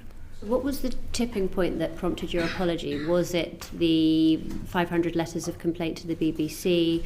Was it the resignation of the Director General? Was it the memo? No, straight away. Wait a second. Yes. Or was it the threat of legal action from the President of the United States? I'm sorry, say that again. The last one? The threat of legal action from the President of the United States. What was the sort of tipping point in suddenly deciding that apology was forthcoming? The memo, the Director General going, the letters of complaint, or the threat of legal action from the President? As I wrote to you, when the memo entered public discourse, there were a lot of complaints about it. And we decided at that moment to reflect and review the decision. And that's when we came out with the outcome that, yes, it was a mistake. It was an error of judgment, and that's what I wrote to you, and then later just on to be the clear, President. had this not have been covered by the memo and prompted all these letters of complaint, that would probably have never, it would never have come back. It would never have risen back to the surface of the EGSC. It's worth noting that in when we discussed it, there had been no complaints to the BBC News about this. So there was no, if that had happened, we could have looked at it. As I said, again, there was a discussion at the board about this. And there was a debate, and because there had been no formal complaints, we let it rest. As you probably all know, very soon after that, I was uncomfortable with that outcome and that result, and I initiated. It wasn't the only reason. I had a number of things over the time I've been chair, which I worried about the workings of this committee, whether it was properly defined, whether the relationship with the board, with the main board, was precise enough, with the terms of reference with the advisors, whether the composition was good. And I invited Chris Saul in June to look again at, long before this broke. I did think there were things to be done, and that process was underway. One of those things, and maybe Caroline will talk about it, one of those things was, what is the mechanic when at a board, at a committee, there's disagreement within it? How do we deal with that? How do we deal with that in such a way that we don't cross that line between governance and editorial? It's an important line we hold. But it does seem to me that this is thrown up there. As I said, one of the issues I have to face is, what were the governance failures here? What were the process failures? And one of them is that. And I think we do need to find a way, and Caroline is going to be looking into that. I'd started it with Chris Saul. Chris Saul had some interim findings. We were underway. I should say, as you know, I listened intently to your conversation with Mr. Prescott. I met him several times during that period. I invited him to talk to Chris Saul, and they met to discuss it. After the letter went out, I talked to him again. After we met the board, I talked to him, and I said, I would like you to be engaged in fixing what's wrong with the EGSC, how we can get it to a state where you would not have cause to write such a letter again. I did that. He seemed to rise to it. So perfect. So we were going to carry on. Don't think this committee should think I ignored Mr. Prescott. I did not. I think he raised some important questions we need to answer. I've already said I don't think it was a rounded picture of what actually happened in the EGSC, and I think you've heard from your other witness that, in fact, the executive took many actions, detailed actions. So it wasn't just a case of a report coming out and a defensive reaction. That just is not an accurate account of what happened.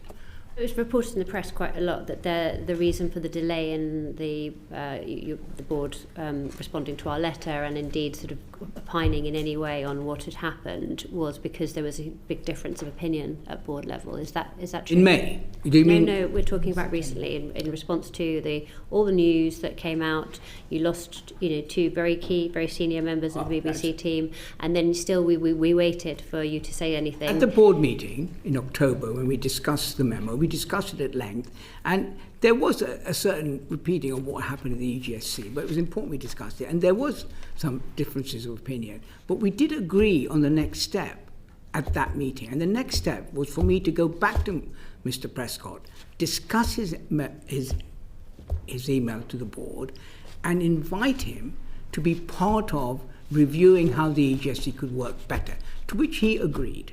And then, as we know, a few days later, it was all over the papers. Memo hit the papers, but that's not what I asked you. What I asked you is, there was this big delay between the newspapers covering this story and the board coming out with either a statement or a response to the letter that we wrote.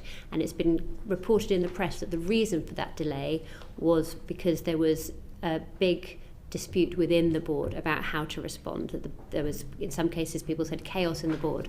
How true is that? It was neither chaos nor that. The delay was, you wrote to me on the Tuesday, I replied to you on the Monday. That was the deadline you gave me. During that time, I wanted to investigate it, what went wrong, and get it right, and I needed to make sure the board were with me. And we discussed this. I don't think there was any chaos or difficulty there.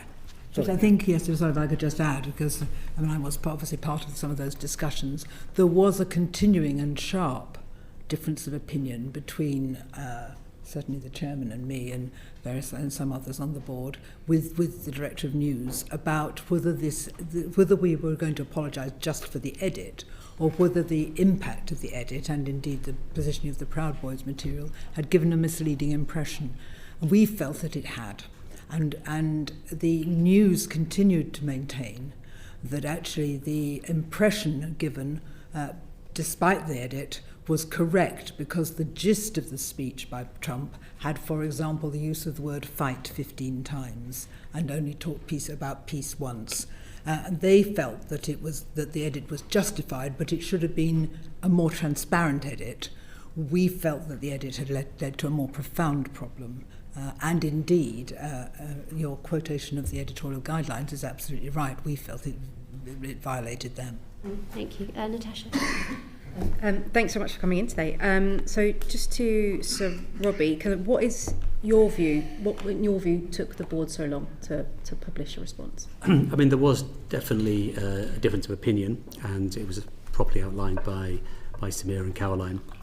It all came down to whether from my perspective, the point I was making, that it was a serious error, and simply having an identifiable edit and apologising for that would not be enough, because what mattered was what the meaning was. So on the one hand, you could argue that if you had a white flash that showed where the edit was, then that would be fine, and you apologise for not having the white flash. My view, and I think the editorial policy view, independent, is that if the meaning of the new constructed white flash edit followed by the Proud Boys gave the impression that it was a call to arms, it was a breach of editorial policy. That was my view. The discussions around that delayed the actual reply to this committee's letter, I was not involved in, but I was involved in the debate in the board, and this was the point I was making. Just sort of in response to the memo in general, so there wasn't much kind of said publicly in response to it. What kind of how did we get to the point where we weren't really kind of responding to the points that were raised publicly for quite a long time? You mean the response to the Michael Prescott's memo to the board? In total? Yes. Publicly, we didn't hear anything about it until the leak. So why was there such a delay and kind of like a robust response to it? Well, I suppose you would say the delay begins the moment it's leaked publicly. Let me make that separate from the response to the memo itself. When the memo came, and I spoke to Mr. Prescott about it, it went to the board. Accompanying that memo was a separate note which provided, in my view, a more rounded picture of all, which you heard in your early session, all the different issues that the EGSC have examined, and they also, may I say, the actions taken, including some of the actions that Mr. Prescott appears to think no actions were taken, and that's simply not the case. We did take actions.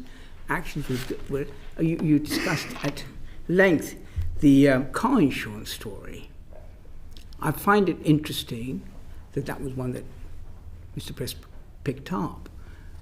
We didn't need the complaint. We ourselves, or the executives, may I say, discovered it, thought it was on, took it down within 6 days, and it featured as, I think, one of the in the annual report as a serious editorial breach.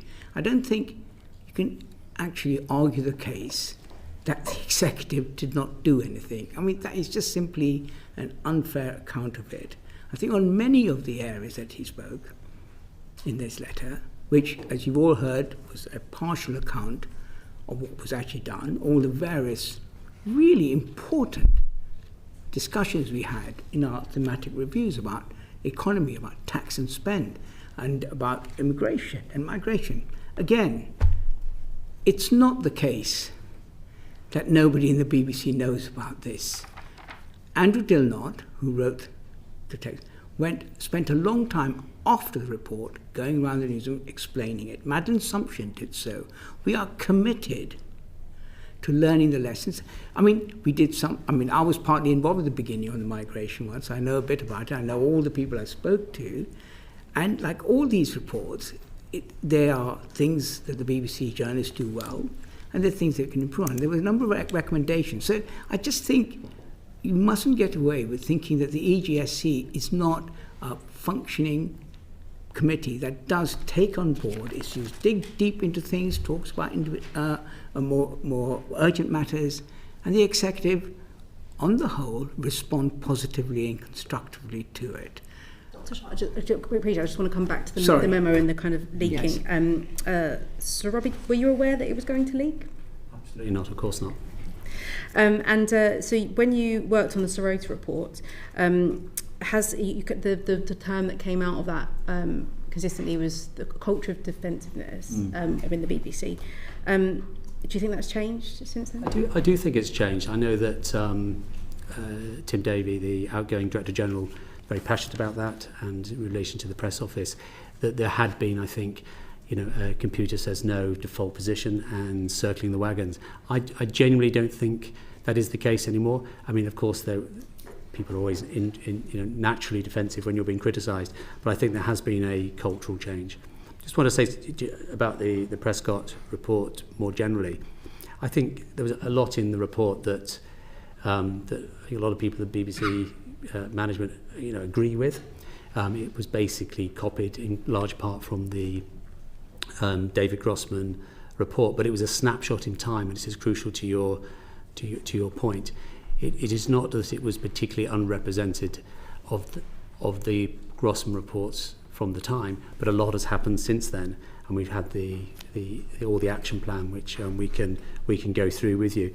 And on the car insurance is a very good example. He feels very passionate about it. I know about this particular story. It took quite a while between his original email and when it was eventually properly discussed at EGSC. But once the committee had the full facts in front of it, as Samir was saying, it took only 6 days to deal with it. Caroline, do you have anything to say around the kind of defensiveness within the BBC? I think there's always a natural tendency to want to perhaps not be defensive but support your staff, particularly in journalism where of course there's a lot of people taking risks and really working under a lot of pressure. So I think amongst management, having been once a news manager myself, there's a natural tendency to think, hold on a minute, I need to sort of protect them. But actually the thing that strikes me, and I as you may know, I've recently come back to the BBC as a non-exec, having been an executive before, but having had a 15-year gap, is the extraordinary seriousness with which the BBC continually investigates itself and questions itself and reviews its output with a view to getting higher standards. I think that's the thing, the lack of understanding of that, I think, is the thing that most concerns me, because actually there are endless debates about when can you call something genocide and when don't you, and how where did we get it right and where did we get it wrong, for example. I think to characterise a support environment as a defensive environment is to mischaracterise it, actually.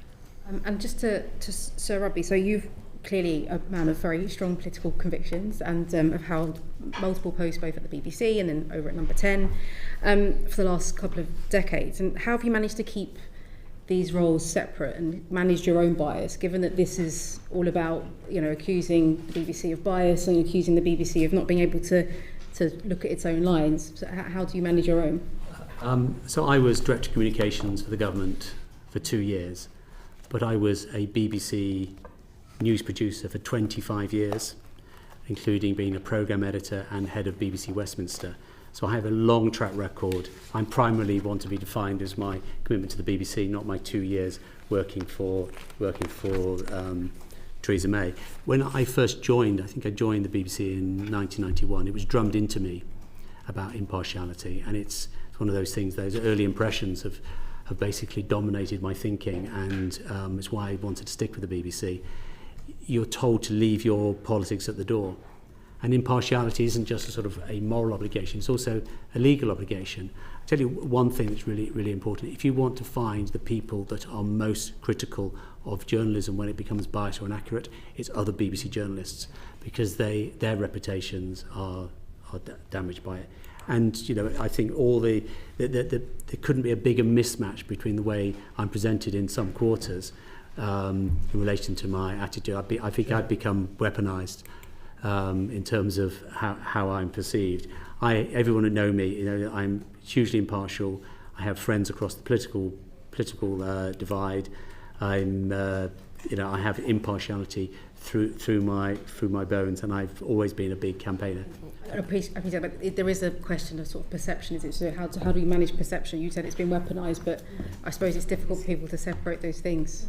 Sure. One of the problems of being a non-exec member of the board is it's very, very hard to speak for yourself. You get calls from the journalists asking for a response, and you just don't want to engage. And that's one of the reasons I'm absolutely delighted to come here and give an opportunity to set out my case, where hopefully I can demonstrate that the perception is actually wrong. Will you move on? No, carry on. At the end of yours, whenever. I've got a couple of... Cam, do you want to come in? If that's all right? Yeah. Thanks, Chair. So, Robbie, you talk about leaving your bias at the door. Shortly after you took over at the Jewish Chronicle, a second-generation columnist, Jonathan Friedman, resigned, stating that too often the Jewish Chronicle reads like a partisan ideological instrument, its judgments political rather than journalistic. How does that tally with your statement about leaving politics at the door? Well, I think you got your timeline wrong. That particular statement happened after I had left. I left any involvement in the Jewish Chronicle in August 2024. A number of points I'd like to set out here is, firstly, I had no editorial role whatsoever on the Jewish Chronicle. It had no bearing whatsoever in my work with the BBC. My relationship with the Jewish Chronicle was fully declared. And Chair, if I had the opportunity to explain why I ended up being a non-Jewish person chairing or being a director of the Jewish Chronicle. The Jewish Chronicle is the oldest Jewish newspaper in the world, 200 years old. It was about to go under through liquidation. I was approached to join a consortium by an elderly Jewish fund person. Remember his name? Well, it's very interesting. I will come to that. A philanthropist, and that's not his name. That's obviously his role. And it was his involvement and his funding of the Jewish Chronicle was conditioned on him not becoming a public person, because you can see more recently, but even then, the amount of the safety issues were very, very high indeed. So the original plan was for me to be director for like 2 weeks after we won. It ended up being a lot longer than that because there was complications in how charity law had changed. So I was doing a favour. I didn't get paid, had no particular reason to be involved other than I was asked to do so. I had no involvement editorially whatsoever, and it's now, and it for unfortunate reasons, I ended up owning it or being director of it for much longer than I'd anticipated. What was your role in the establishment of GB News? After leaving Number 10 and before I joined the board, I was approached to help with a fundraise, and I helped with the fundraise, presenting what I thought my vision of GB News, which is somewhat different to the way it's turned out. But I never worked for GB News once it became a news channel. Thank you. Yes, Ruby, did you want to come in on Thanks. Yeah, just off the back of the questions Natasha was asking. Good to meet the three of you. I think, Caroline, it's the first time. Samir, I remember meeting at a party when you were at Juniper, and Robbie, I used to have your number. You used to phone me up for Daily Politics. I know, we're not as close as we used to be. How sad. I'm very disappointed by that. But Daily Politics was commissioned by Juniper, I think, was it? So I think No. you guys, the Sunday program you're Politics, confusing is when I was Sunday running Politics, Juniper, the I Daily made a Politics. program for This Anyway, Week with Andrew Neil, Michael Patillo, the and Sunday Diane version, Abbott. that's And right. then- So you two probably knew each other and way back. Robbie Okay. Gibb was the commissioning editor of At that. the BBC, the political programme, I remember, yes. And we all miss your brother. He was a very good schools minister, very responsive. Whenever we had school issues, we'd be up there at the department. I think I could definitely agree with you. You are. No. Look, my question. So, Robbie, congratulations on your knighthood. I think that's since we last spoke as well. So, congratulations on that. I guess prior to you taking up the role, your views on the BBC were quite out there in different newspaper articles you wrote. So there's the one from August 2020 in The Telegraph, I think, where you talk about how the BBC needs to get its ship in order. It says that BBC journalists are letting their preferences show. Even any student of impartial, inaccurate press can see this, and it includes a bit of an attack on Lewis Goodall in that article. Then there's a Daily Mail one about the Today programme the same year. Trapped by its own groupthink, it is radio misery, sneering and monstrously out of touch. Do you think that's still the case? That was 2020. You've been on the board since then. Do you still hold those views of the BBC? Well, the particular issue around Today programme was that during I think it was the 2019 general election, it was unfortunate because I can see how it happened, is that they had outside broadcasts in universities up across, and they had a lot of. Unfortunately, the views expressed were not the views of that story. So the actual debate, that election, the debate was very much in Red Wall, and that created a real problem for them. But I understand why they did it. They wanted to get younger audiences participating. So I don't really see that from anymore in Today programme. They're taking a lot of their output out of central London now into different parts of the country, which is good. In terms of revealed preferences, I feel very, very strongly that you leave your politics at the door, and if you are tweeting, if you take the sum total of people's tweets, you take the sum total of their output, and you know where they're coming from, that is a problem. Because the BBC has to be for everyone. I know lots of BBC journalists. I know their politics because I've been around the BBC a long time. People from very much from the left. They are, you could not tell for one second. And you mentioned Lewis Goodall. I think Lewis Goodall is a very, very talented journalist. So much so, I was the person that recruited him into the BBC in the first place. And on the basis that he came from the IPPR. He was a talented guy, and I wanted to bring people with a diversity of opinion into the BBC. My issues are not particularly focusing on him, is that where people, and that's what I was writing about at the time before I was joined the board, where journalists behave in a way which the public know where they're coming from. That is a real problem. One of the things, another credit to Tim Davie and his management of the BBC, introducing some very, very clear guidelines for Twitter, X, and you don't really see those stories anymore. I think the BBC have cracked it. We've had people like Andrew Neil. I mean, there's always been people, and there's always been political appointments, haven't there? Gavin Davies and, I don't know, James Purnell.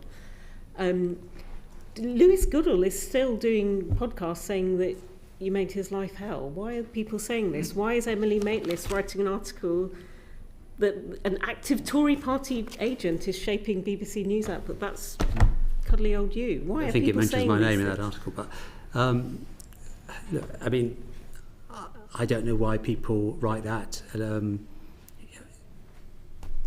It's not for me to say, but perception is important, but not as important as reality. And is it true that, I don't know, we hear there is a culture of fear. We hear there was the all-staff meeting last week. Many people felt very dismissed. Their questions were completely cut. And I think, Samir Shah, you said it was disrespectful of them to raise such issues. I didn't say it was disrespectful of them. I was doing an all-staff meeting. I know that was dead. What I was trying to say is that, and we talked about... Sorry, by the way, I should have declared an interest. I was a former staff member at the BBC in the 90s. It was a long time ago, BBC Western You House. mentioned, Robbie, and can I just say... Yeah, go for it, yeah. That, Just and you mentioned the that I picture we're getting ran this painted. programme called This Week with Andrew Neil and Michael Patillo and Diane Abbott, raised by Alan Johnson. Every week I spoke to Robbie. He was the head of that department.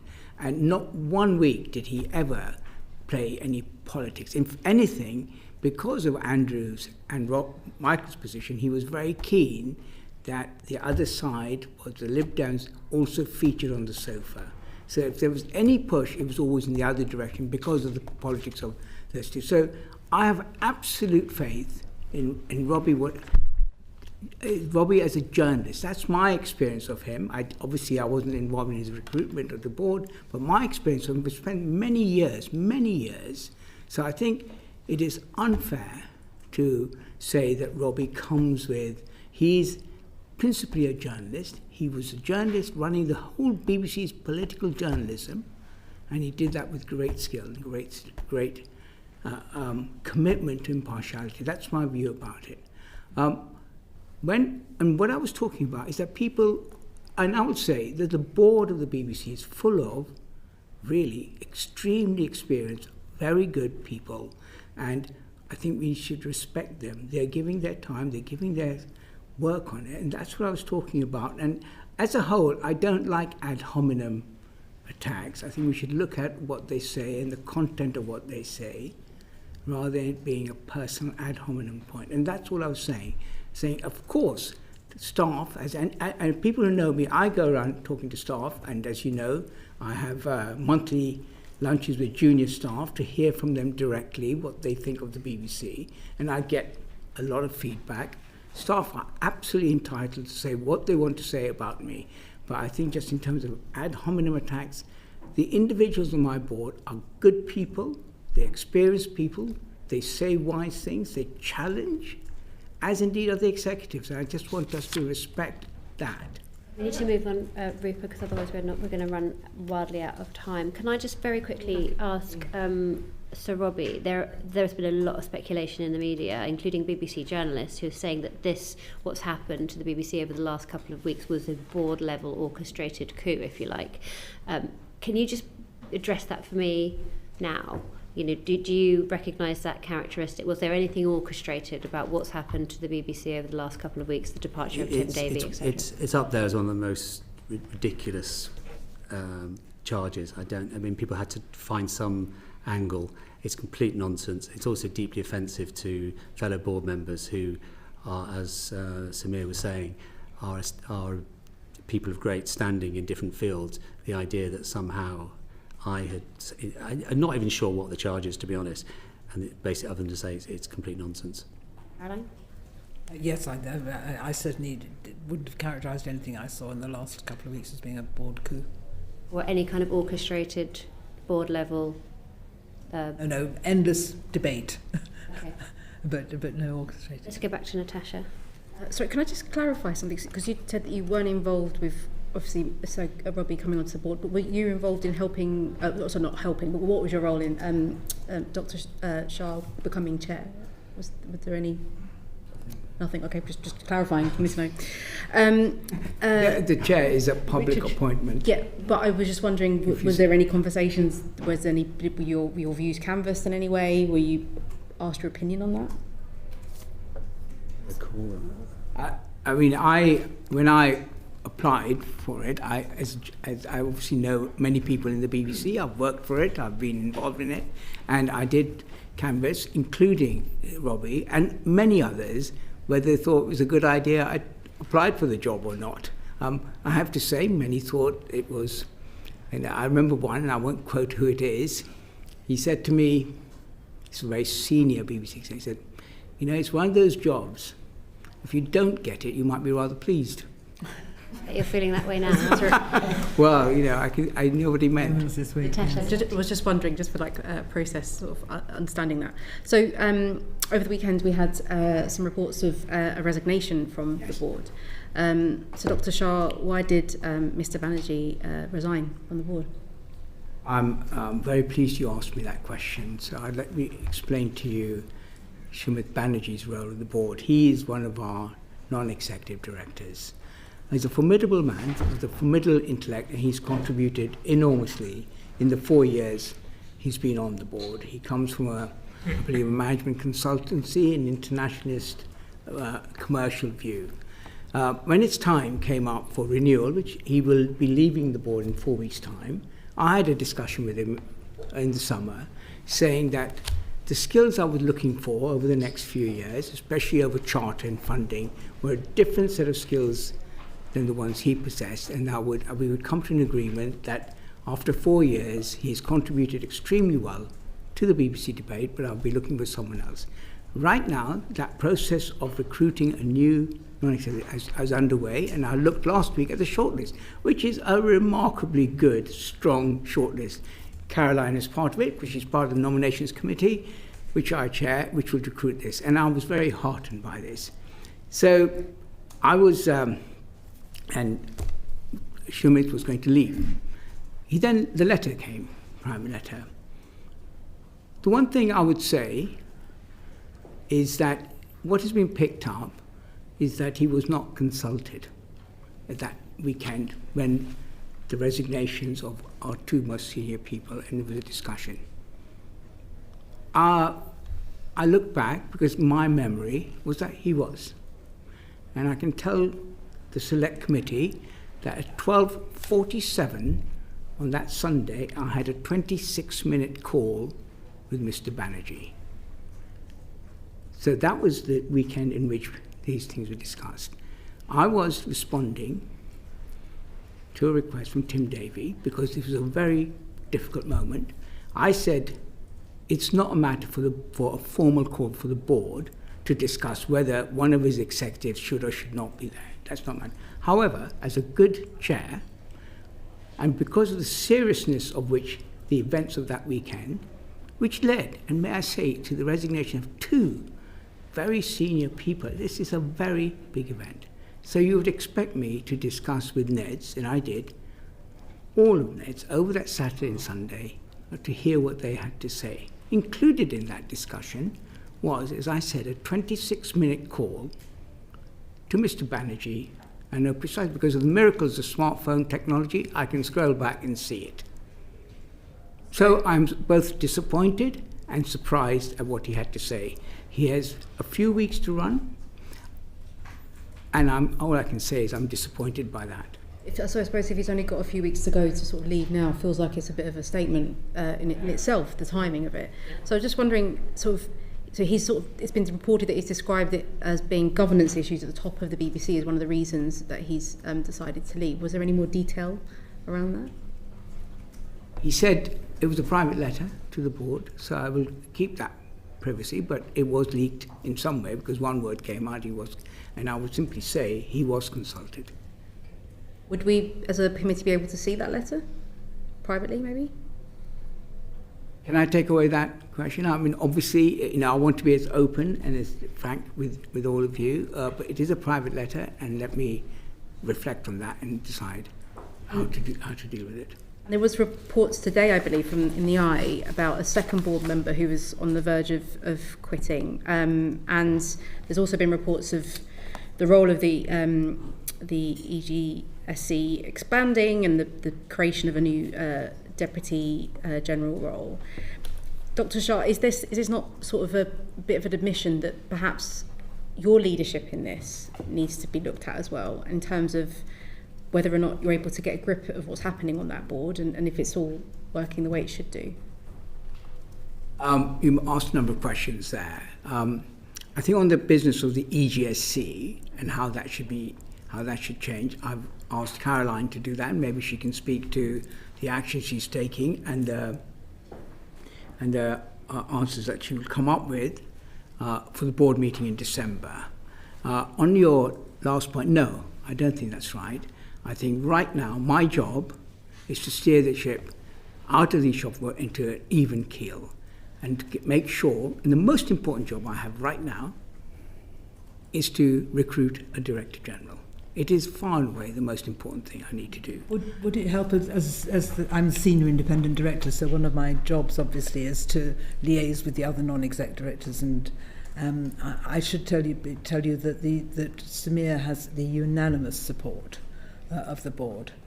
And that was established at the beginning of what you might call the current crisis, so about a week ago, and was repeated on Friday night.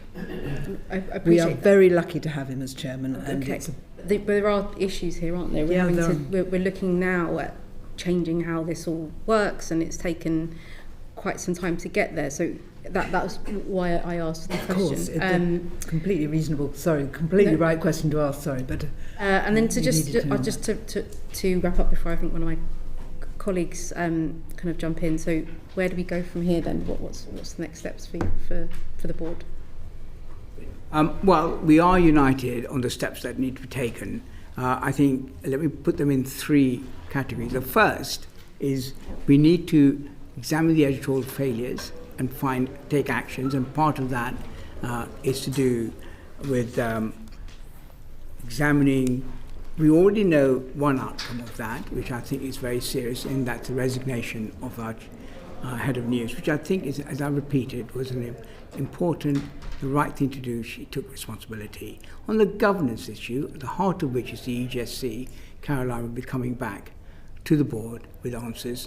And specifically on the memo that Mr. Prescott wrote, Peter Johnson, one of our head of complaints, will be looking in detail with every single point, asking whether the actions we have taken or actions the management have taken are good enough, and are there more actions to be needed. So that will all come back over the next day.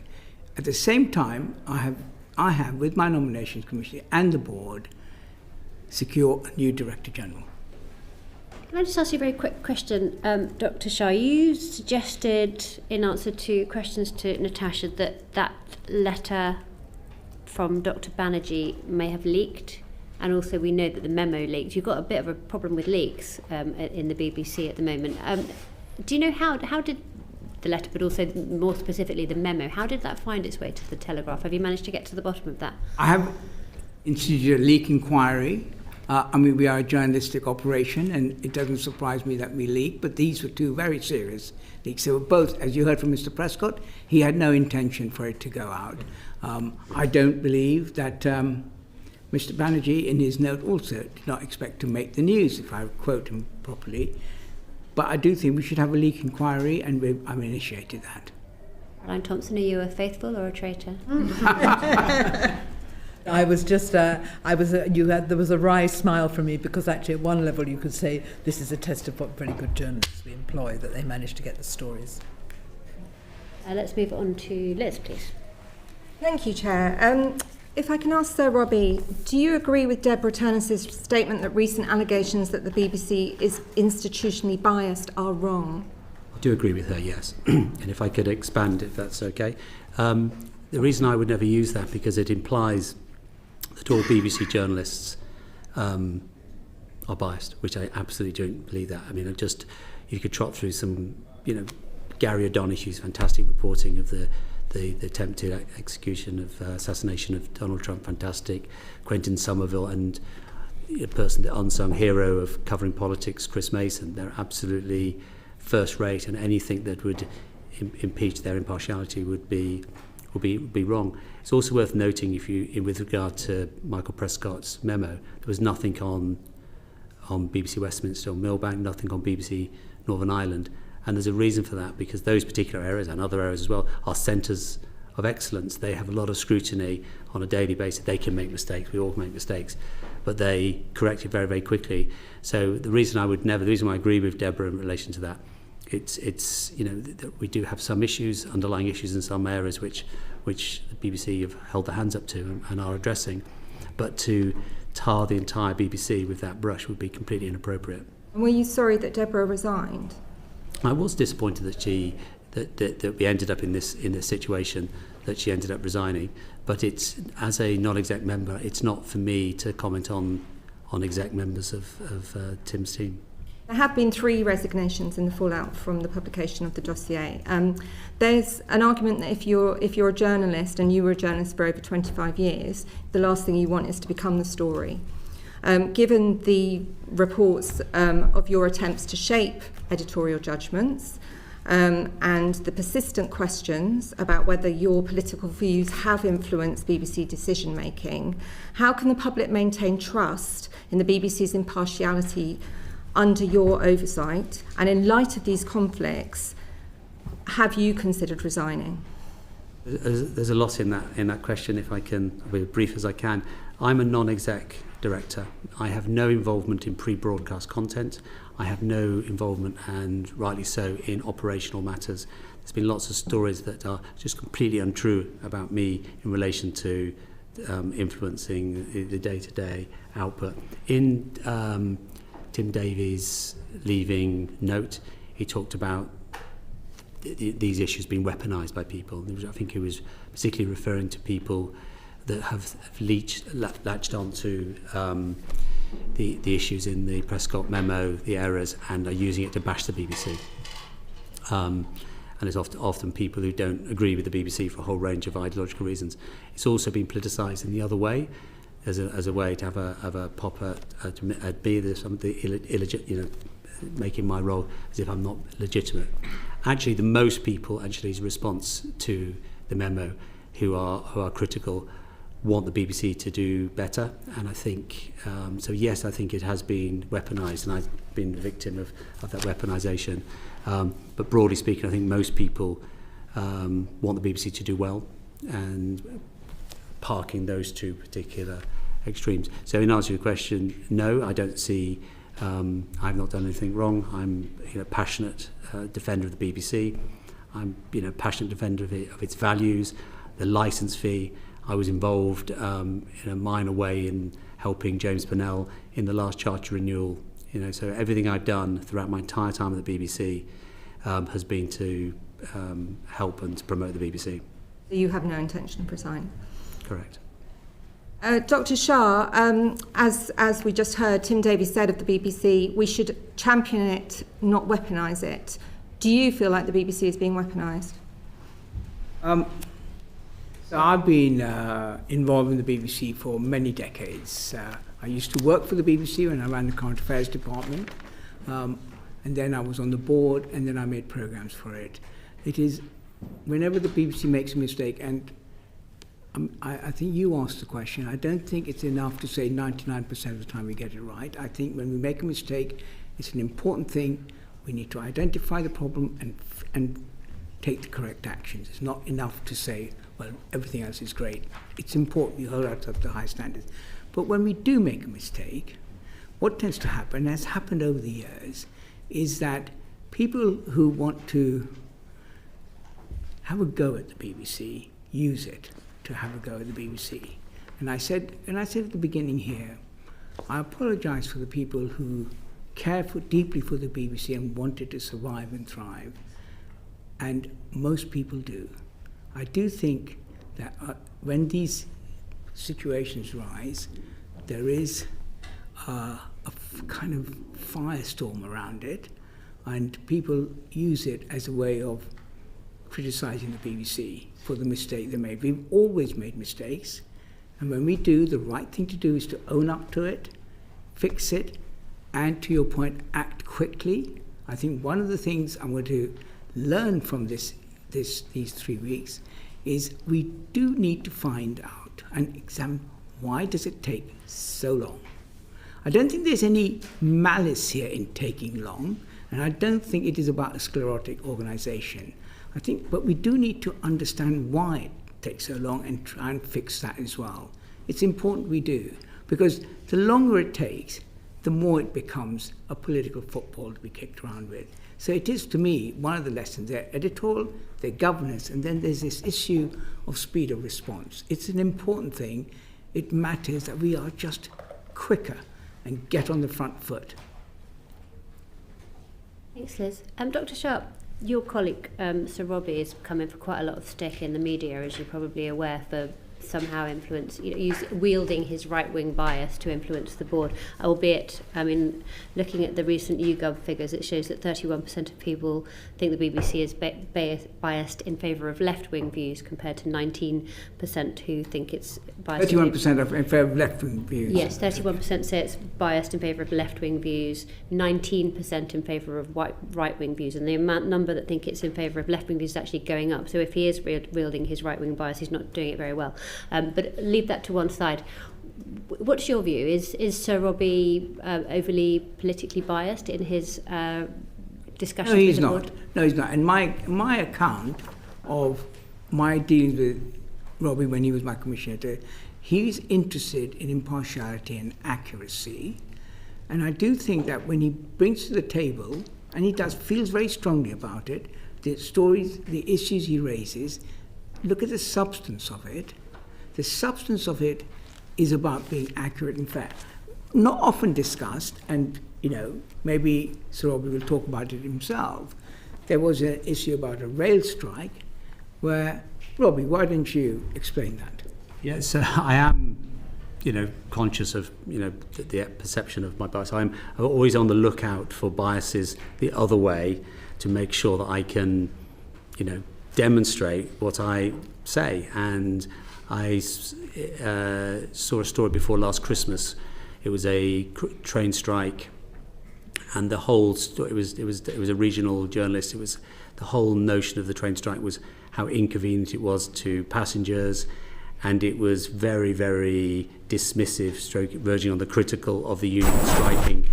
And so I spotted this. It clearly, from my perspective, lacked the union voice, either in tracking or in clip.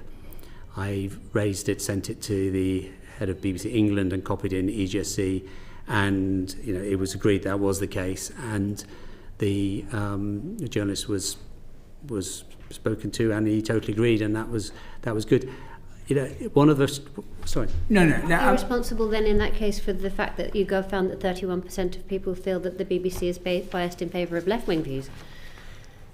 So, look, I mean, this is the thing. I know it's hard to marry the fact that I spent 2 years as a director of communications for the government, not the Conservative, the government, and my genuine passion for impartiality. I want to hear the full range of views. I mentioned the recruiting of Lewis Goodall. I don't want the BBC to be partisan or favour any particular way.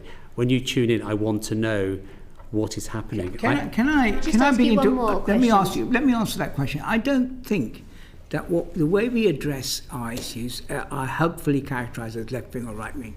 We examine things. Say, for example, which was not mentioned, we cover business coverage or the migration report, and there are issues we find that we're strong in some cases and we need to get better in others. I think the question is about, are we impartial? Are we covering all sides of the argument? Are we making sure that we are not showing any revealed preferences?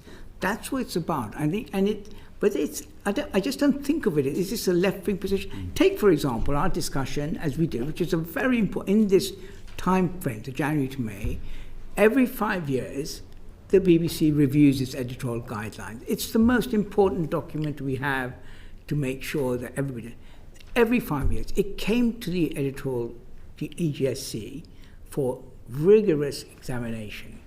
It then goes normal process to the board. We did that with great, and people discussed it. Even we discussed what is our position on the use of the word terrorist. So it's not just a simple, let's pass it. These are really important questions. These were debated. It was, again, a very strong, very helpful, very constructive debate. And that's how it works. I like differences of opinion. I like diversity of opinion. The worst thing for us is to have groupthink. We want to challenge, we want to... That's what's important. And it's important we have points of view representing, frankly, the country as a whole. Okay, cool. Rupert? Yeah, I don't think it's just the 2 years at the Conservative Party, though, is it? Did you not work on the Portillo leadership campaign? Because I think what's interesting is you've gone in and out, back and forth, whereas other people usually make the break, go to one or the other. Sure, but I spent 25 years at the BBC. That's the important thing. I have been defined by these 2 years in number 10. You have also worked. I have worked for the Conservative Party. The Portillo campaign. You worked for Francis Maud. So it's not just 2 years isolated. No, but my point. Anyway, look, that's. Oh, sorry. But just for clarity, I was talking about how I've been defined. I'm not saying I haven't had any other political involvement in my history. I am 61, so there's a lot of time to fill. So the EGSC, just wanted to ask, it's got a few holes in it now, right? Because of these resignations. No, it's the board. Oh, is this to me? EGSC, or whoever wants to answer the EGSC questions. Mr. Banerjee was not a member of the EGSC, he was a member of the board. But, and there's no hole there because the two, Tim Davey and Debbie Tyler's work. Yes. Well, that will be part of course, Caroline's examination of the composition of the EGSC. So maybe you would like to speak to that. For the moment, Tim Davey is still Director General, so he would still be a member of the EGSC and come to the meetings. Jonathan Munro is the acting Director of News, so he will come in replacement for Deborah. Okay. So we don't have holes at the moment, but what the Chairman has asked me to do is do a root and branch review of EGSC, which I'm doing at speed and at pace at the moment. And one of the things we will look at is the membership. It does seem a very small number of people to be arbiter of editorial standards, and including someone who is known for their conservative past and being a bit partisan. I just wondered, I've seen the minutes of the 6th of March 2025, and there's actually an agenda item. Actually, it deals with the BBC Arabic issue, so I do agree with what was said by you, Samir Shah, in your letter, that some of the things in the Prescott memo were dealt with, so I don't know why they're in there still making hay, including BBC Arabic. However, plan for reform voters. And for reform voters. So there's a whole item in there about how there needs to be trust built with the reform electorate. Is there not going to be something similar planned for green voters? Those are going up as well in opinion polls. It does seem very slanted when you look at panel shows that there always seems to be Zia Youssef on it or Nigel Farage. This is a party with 4 MPs. Yeah. Why plan? I'm happy to. I'm happy to take it, but Robbie, why don't you start? And I'll come in on it. So there's 2 issues there, both of great interest. So the that particular meeting, Deborah Tenness did a presentation on party support for the BBC, and it was a discussion by voting. There's a number of things, but then Labour very, very supportive, and then there was concern about why is it that Reform voters didn't support. They had, hostility to the BBC, and she had various thoughts that was absolutely not about doing stories that are favourable to Reform, because that's how it could come across. One of her ideas was having more live discussion programmes in all. So that was what that was about. You look sceptical. So that was that. The second issue is something that's very close to my heart. Is issue about allocation of airtime to different political parties, and there's a general sort of metrics for doing it, is that you look at past and present levels of support over 2 electoral cycles as making a judgment. And the particular problem at the moment, of course, is that you've got, for example, Reform leading in the polls, but very, very few seats. You've got Liberal Democrats further down the poll with many more seats. You've got the Greens, as you pointed out, in second in some polls.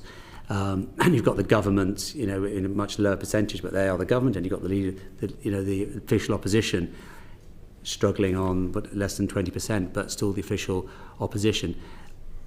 It is the exec are massively alert to this, and we have updates at every EGSC on this very, very subject. May I answer that? And let me step back a bit. One of the jobs of the BBC and its news division is to reflect the points of view across the country, that we are properly impartial, and we hear that. In establishing where we may be weak or where we are strong, we do a lot of research. We do a lot of research on various demographics. We want to, for example, we need to make sure levels of trust are just as high amongst young people as it is amongst old people. And this is normal business. We look at how the country responds and to trust in the BBC. Just the reform voters, why not? And what we discovered when we did the political analysis is among lots of, we do demographic analysis, we do geographic analysis. One of the things about geography, which I'm very exercised by, is that support for the BBC declines as you go further north. This is a very, very big issue for the BBC.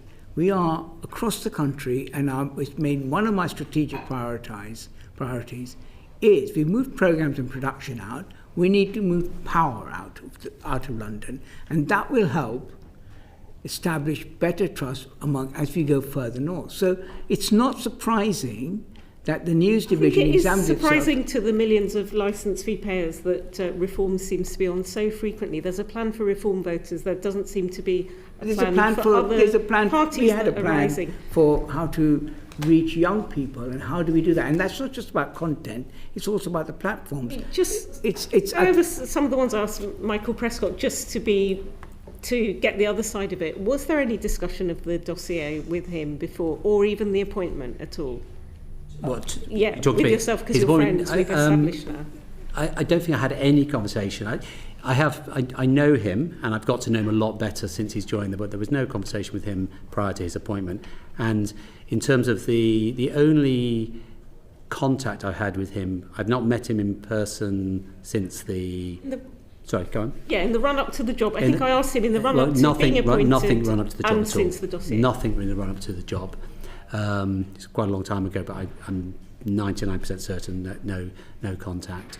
And in relation to the dossier, I phoned him about a week, coincidentally, prior to him sending his dossier, just checking in. I hadn't seen him or spoken to him since while I was walking along. And he actually asked me, or he told me he was thinking of sending a note to Samir as chair about his concerns about his time on EGSC, and did I think it was a good idea? And I thought, well, fair enough. If you want to do that, that's fair enough. But then I think I then phoned you, Samir, and mentioned this to you, if you recall, and I think to check had it arrived. And the next thing I found was this whole dossier in my inbox as a member of the board. So something happened between him saying to me he was thinking of writing to Samir as chair, and him deciding to send to the whole board. And just lastly, I mean, some of the things in there, the Gaza coverage, for example, it would have surprised many that he saw the BBC position as what it was, because we get email, and again, Tim Davey in that chair used to always say we get complaints from both sides.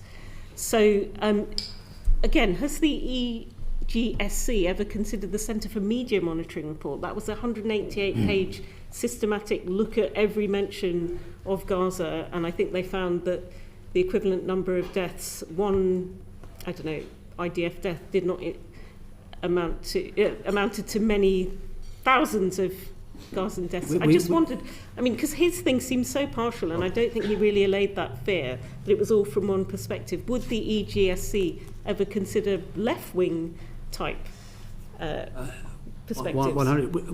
We've never looked at other people's reports in that sense. What we would do is look at particular concerns about accuracy, particularly. I've been interested. You've said quite a lot of poverty or climate change, or any of that. So you have raised an issue which I was interested in, about the dehumanising way in which the language used. I think I'm right in saying for about Palestinian casualties, and issues around the reporting of how we describe Benjamin Netanyahu.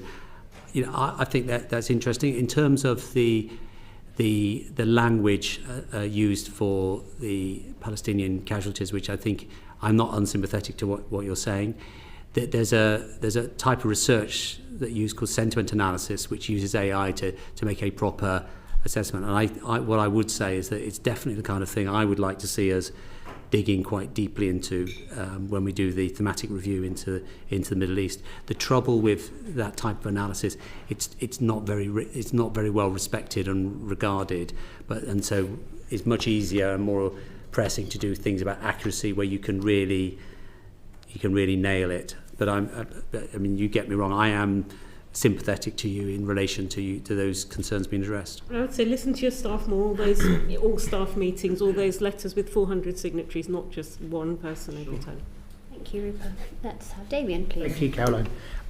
Dr. Shah, you came back a few moments ago to what I think is a central issue, which is the speed of response. So I'm old enough to remember 2007, before your time leading the organisation, but when the BBC was in hot water over the misnaming of a kitten.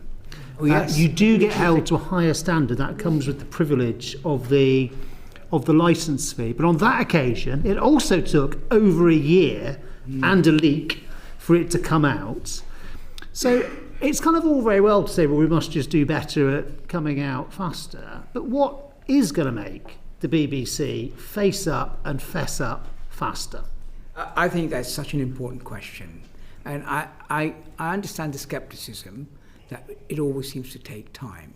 I don't know the answer to your question, but I'm heartened by one other area. It's a parallel area which I was involved in. I took very great care to accept, which was what we call the culture review, where in my first year I was determined to tackle abuses of power. And there was a lot of we do this year in, year out, it's always happened. And there was some skepticism. But in the event, we did a very strong review. We came out earlier this year with, and I and the board, but I took personal ownership of trying to get this right in the face of skepticism. And I would say that the executive responded extremely well. There's a very serious set of actions that are in place now to tackle it. So, whilst I agree... I'm going to have to rush you. No, but what I would say is that I think I will equally, once I focus on it, say, what is the problem here? Why do we not come out more quickly? What is it that stops us, and how can we fix it? It's going to be absolutely one of the lessons I've learned of this particular 3 weeks. I do hear your skepticism because, I remember the kitten story. Socks, just delving deep. Socks and cookie. Yeah. And so I think it's important, and I think it is a constant problem for the BBC that we do respond in a way that always puts us on the back foot. And I don't like that. I want us to be on the front foot and get out our statements clearly. If we made a mistake, hold our hands up fast. If we don't think it's a mistake, say that. So returning to the backward-looking thing, yes. So what is in the Prescott memo? So the board is committed to revisit everything that's in that memo and to report back on them, on those items transparently about your conclusions. What does that mean in practice, and what is the transparency we should be looking out for? Well, what I've asked Peter Johnson to do is to examine every single story and set out what actions we've taken, or the executive have taken, to deal with that. Then analyse whether those actions are adequate and whether more actions need to be taken. So be very precise to every single point. It may be that we'll find, for example, in my view, about the insurance thing, the action was taken and that's it, and we don't need to do any more. But there will be others where we think, Peter Johnson may think, well, these are the actions taken, A, B, C, but we now need to do D and E as well. So it's going to be very precise, and we're going to... Earlier this afternoon, Mr. Prescott said to us that you should treat all the issues he's raised as systemic unless they are demonstrated to be otherwise. Do you think that is a correct way to go about that analysis that you're talking about? Well, I should say I'm not clear what Mr. Prescott means by the word systemic. Let me put... He's not here for me to put words in his mouth but tell me. In present. But I think what he means is, rather than saying it was a one-off, something went wrong on that Tuesday in March, somebody made an error, that there's something in the organisation, whether it's in the culture, the systems, the processes. I think that's probably what he means by systemic. Let me talk about how I read those series of points that Mr. Prescott... You do it concisely. Yes, okay. So I think there were some individual errors, but I also think it points to some underlying problems. That's how I would describe them. For example, an underlying problem in the Arabic service. Forgive me, so the question is, do you think it's a reasonable approach to this exercise that is about to be undertaken to start with the assumption that for each of those items it may have been systemic, we have to demonstrate it's not? I wouldn't frame it in that way. I would ask Peter Johnson to look at each one on its own merits and examine. He's a very fine, very seasoned and experienced journalist, to look at each one and come to the board with an analysis of whether this is an individual error or a underlying problem error or it's a systemic error. Thank you. And just finally from me, Sir Robbie, could you just say to the committee what you think it should be the future for the BBC, what role it should play in the next 10 years, which may be the same or different from in the past 10 or 20 or 30 years? A nice open question. One of the things I do agree with Michael Prescott is the potential for the BBC. You know, in the world of totally dividing channels from Fox to and all the rest of it and the internet, we have a brand, we have a DNA that could actually just lead the way, not just in the UK but globally. That is the thing I find most exciting. I think we've still got a huge opportunity to do that. And so in 10 years, yeah, I think that we could do that in 10 years. Thank you, Damien. Bio, please. Thank you. Just on that last point, in the previous panel, Michael Prescott, you mentioned that he called you and sort of ran it by you effectively with regards to... No, I called him. This is before regarding the memo. Yeah, I called him a week prior, so it wasn't that way round. Okay. Just checking in because I've not spoken to him since he left. Yeah. And in that he said he was thinking about, or had done, I couldn't quite remember, message the chairman. That was it wasn't anything else about the memo. Okay. And so, do you sort of feel from that question? He felt that it could be damaging to the organisation. No, the fact that he checked. He didn't check. I phoned him and he said, "Oh, he's thinking of sending." No, but a you memo. phoned him, but he brought up the issue that he was going to send it. Yeah, because that was our primary connection was via the EGSC, and it was not in a reason. He must have just been writing his memo then. That's all I can assume. It was a very, very fleeting. When you called him, did you know he was going to be preparing this memo? No, not at all. No, I phoned him to check in. I hadn't spoken to him since he had left the EGSC as an advisor. He must just crossed my mind. So he brought it up. I mean, look, I say this obviously because, you know, there's an element of perception the chair was talking about earlier as well. I think that, you know, there is a scenario where, I mean, imagine if Keir Starmer sort of recruited Alistair Campbell.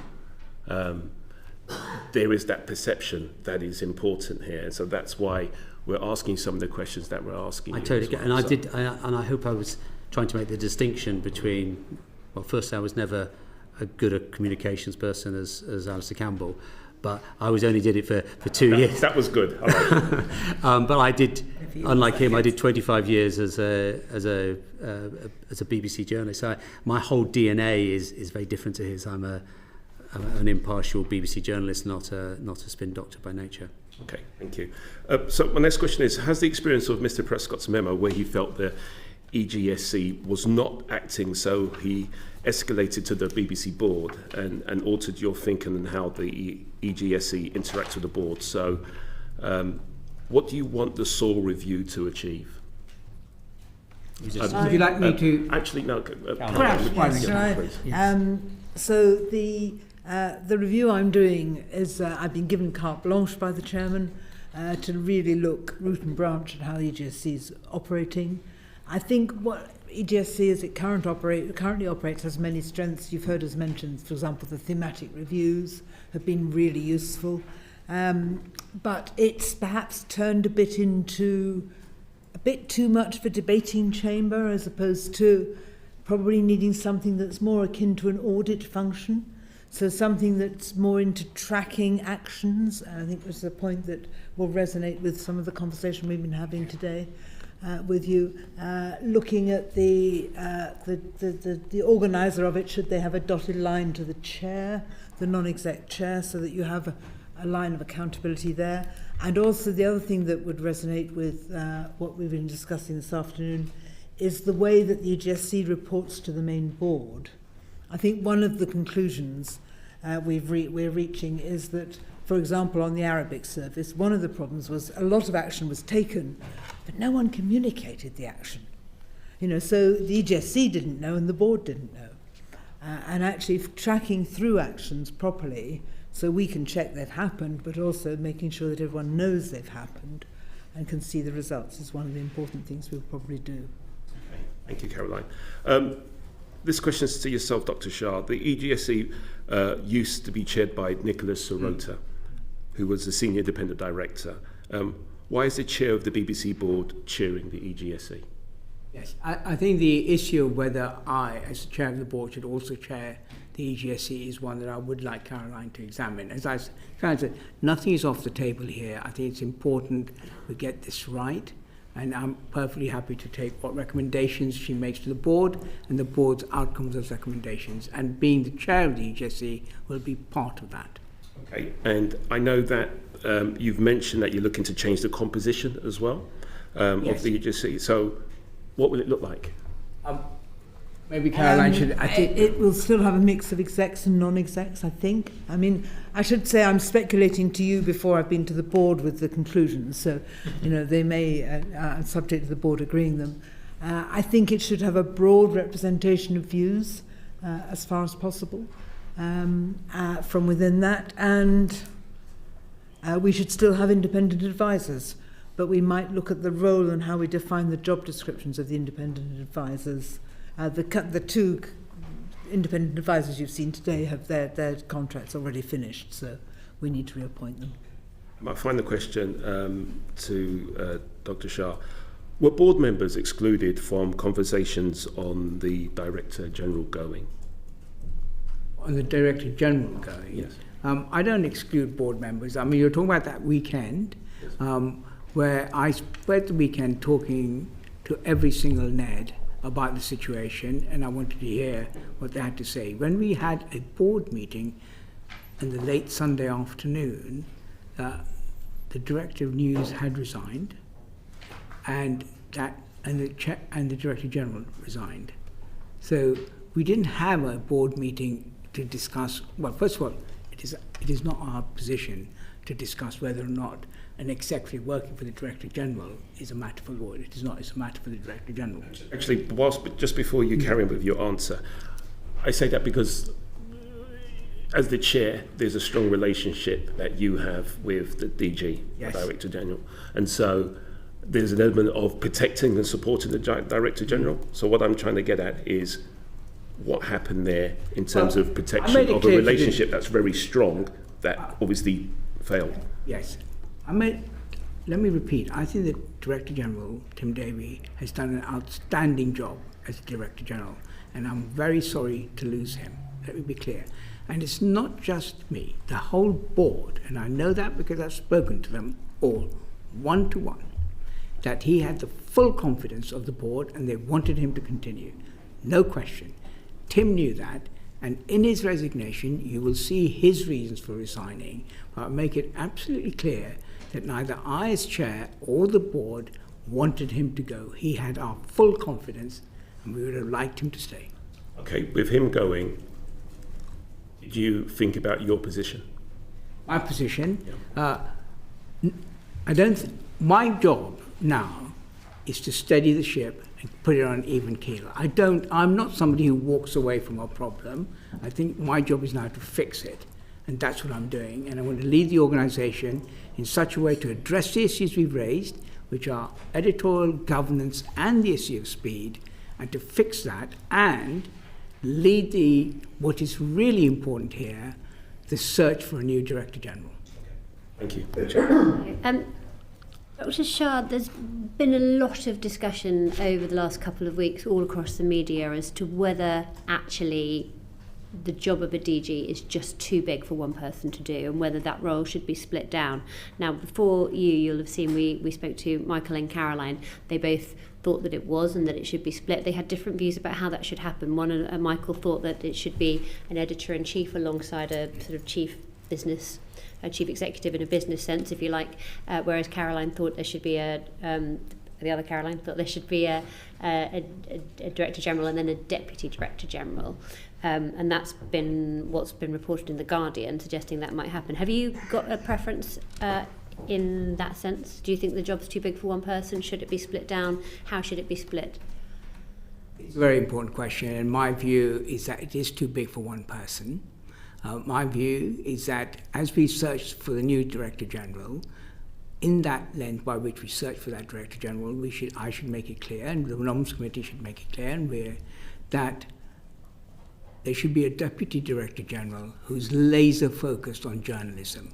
Journalism is the most important thing and our greatest vulnerability.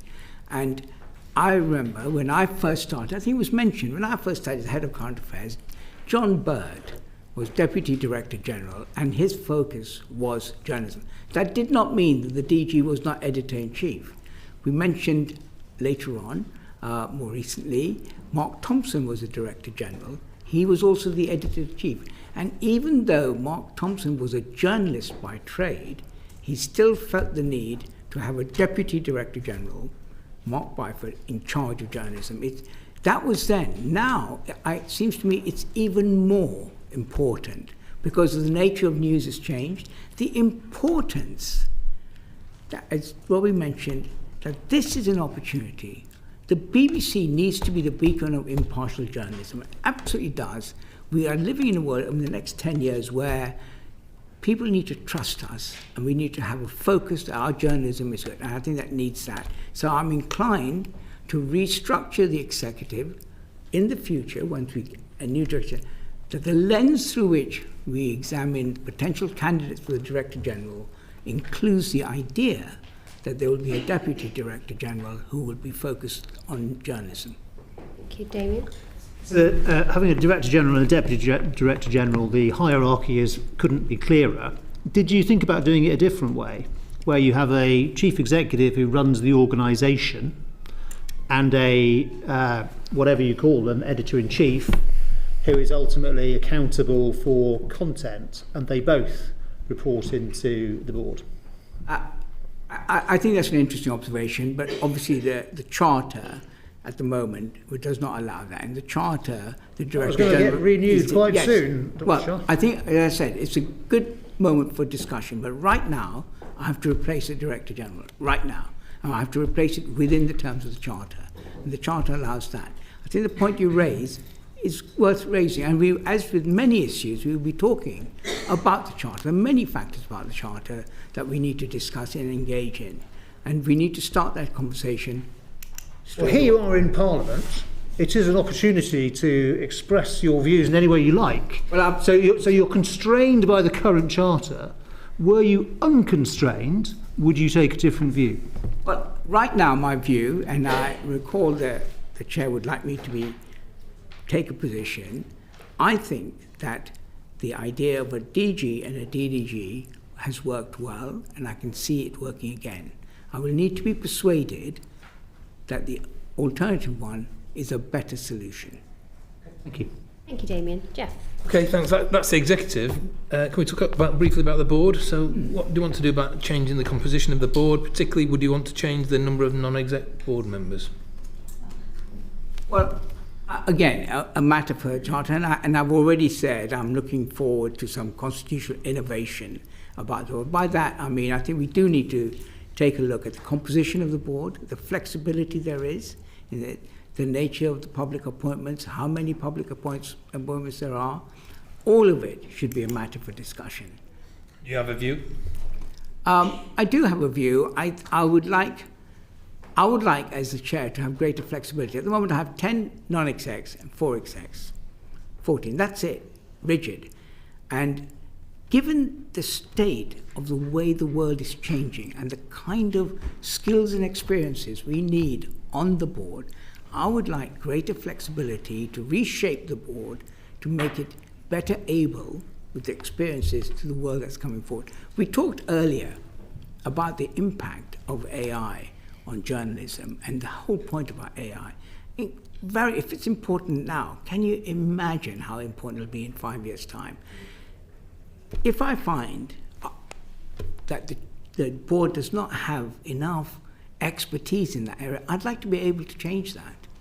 Okay, and can I ask about political appointees? Do you think it's right that do you think it's important to have political appointees to the board? Can I ask all three of you that question, actually? Well, I'm sorry, what did you say at the end? Well, is it important, is it right for there to be political appointees? Let me be clear, they're public appointments, not political appointments. Just be clear, there's a process. Which about politicians? You apply. And I think we should look at this. I think it's important. And the issue here for me is independence versus accountability.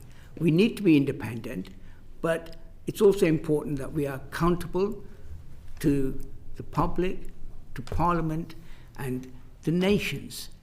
The 4 public appointments are to the 4 nations. England, I don't need to spell them out. I think it's important the nations are represented on the board of the BBC. How that mechanic is, I think we can discuss it and we should make it clear. Could those nations be the contributions be provided by somebody with journalistic experience, not appointed by the government? I'm sorry, what, of the nations? Yeah. Well, I've given you my point about the executive. I think the Deputy Director General should be there. I think journalism is a good skill to have, but there are many skills. The BBC is a very, very big organisation, does many, many things, and I think whilst journalism is a very important part, my vision of that is that the DDG, who will be on the board, will be focused on that.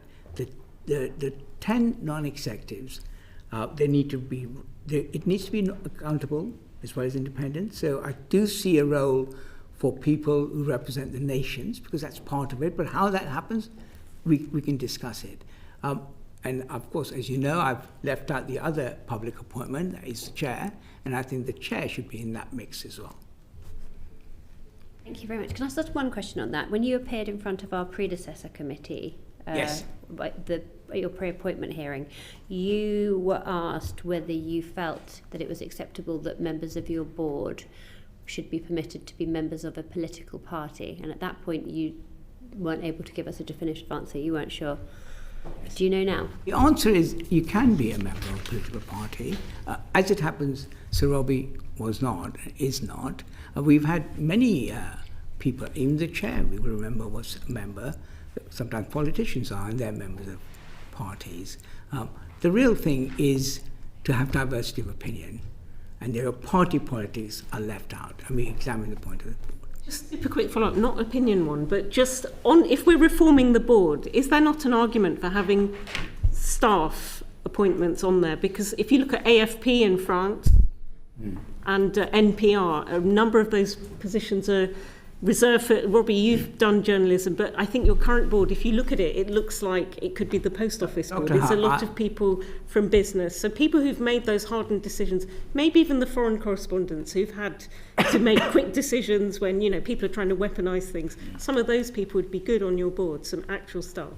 What do you think? You make a very, very good point. I was hoping, because of events, I haven't been able to make a speech about the BBC and its accountability and how we can make it more accountable. We have mechanisms to be accountable, as this is to Parliament, to the government today, but I'm concerned about how accountable we are to the public and the licence fee payer. Also, having a board, and I think, of people who've done it. Part of that accountability is, again, to do with the membership of the main board. And last but not least, Vicky. We all know that staff morale is really important. So how does the board assess current levels of staff confidence in the BBC leadership, given leadership transitions and the charter review? And then on that point, do we know when the charter renewal may be taking place? And will it potentially have to wait until the Director General is appointed? Your last question, no. What's happening is that we're waiting, and we expect it to be imminent, the publication of the Green Paper. The Green Paper will be the government's attempt to secure consultation. And between the Green Paper and the White Paper, which will be their outcome, what they plan to do, we will be in heavy conversation and discussions about the Charter, about the purpose of the BBC, about the way it's regulated, about the composition of the board, all the issues, and fundamentally what the mission is. We then also have a parallel discussion is how do we fund that? The funding model will be another major. That will continue. Tim Davey is the Director General of the BBC, and he's helping us through that. He will continue to do that. So that cannot be paused awaiting the arrival of a new Director General. This is a matter of some urgency. We are in debate, we'll discuss it, we'll do that. On the matter of staff morale, I think this is a very, very important part. We have a very continuous measurement of staff morale. It's a very detailed look, and we're always looking at it. It is, as I said right at the beginning, the events that have come recently has been something that I deeply regret, and it has had an impact, of course, on the thousands of people. So we will be measuring that and trying to make sure that we include them in as we develop our arguments. Yeah, just briefly, what is the thing for measuring staff morale?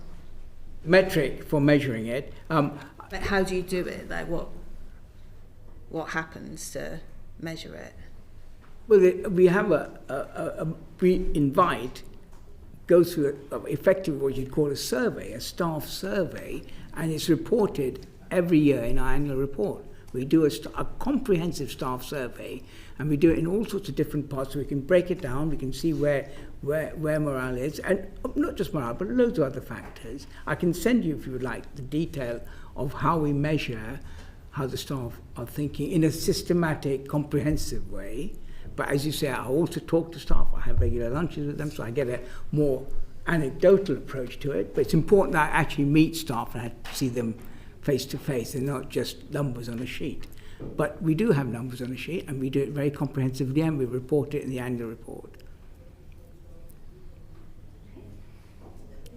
Actually, not quite, because the question was about how they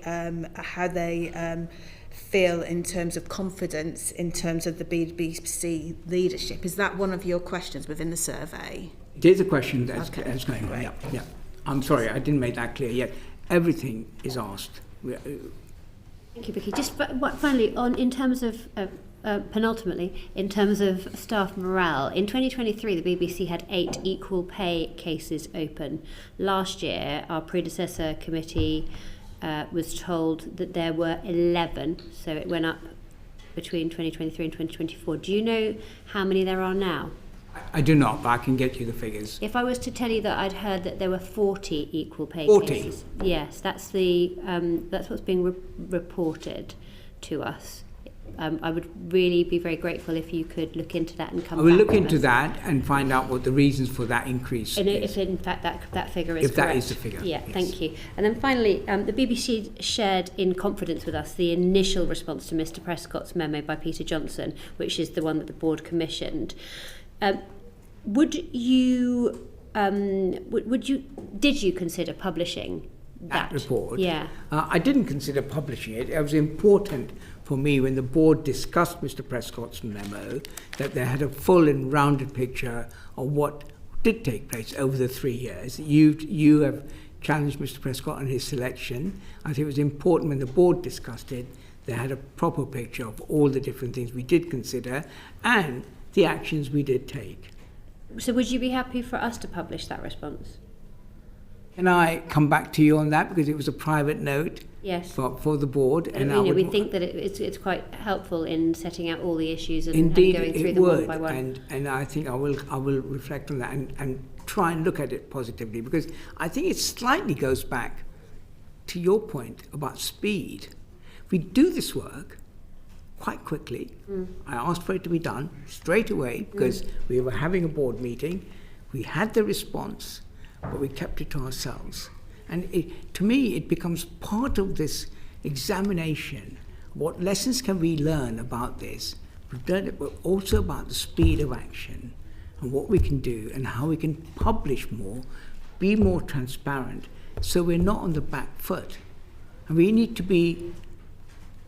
understand the world we live in, and that if you don't get out on the front foot, then they will fill that vacuum with whatever they want to say. I think it's a really important point. With that pace in mind, could you let us know quickly? I will let you know, great pace. And also whether you're going to be publishing the new Peter Johnson report that you mentioned in response to Damien's questions as well. That's very kind. Thank you very much. Thank you all of you for appearing in front of us today. Is there any further messages that you want to leave us with? Oh, I think that's Thank you. Thank you. You've had enough. Okay. Thank you. Thank you very much for everyone for your Thank you. time today. Order.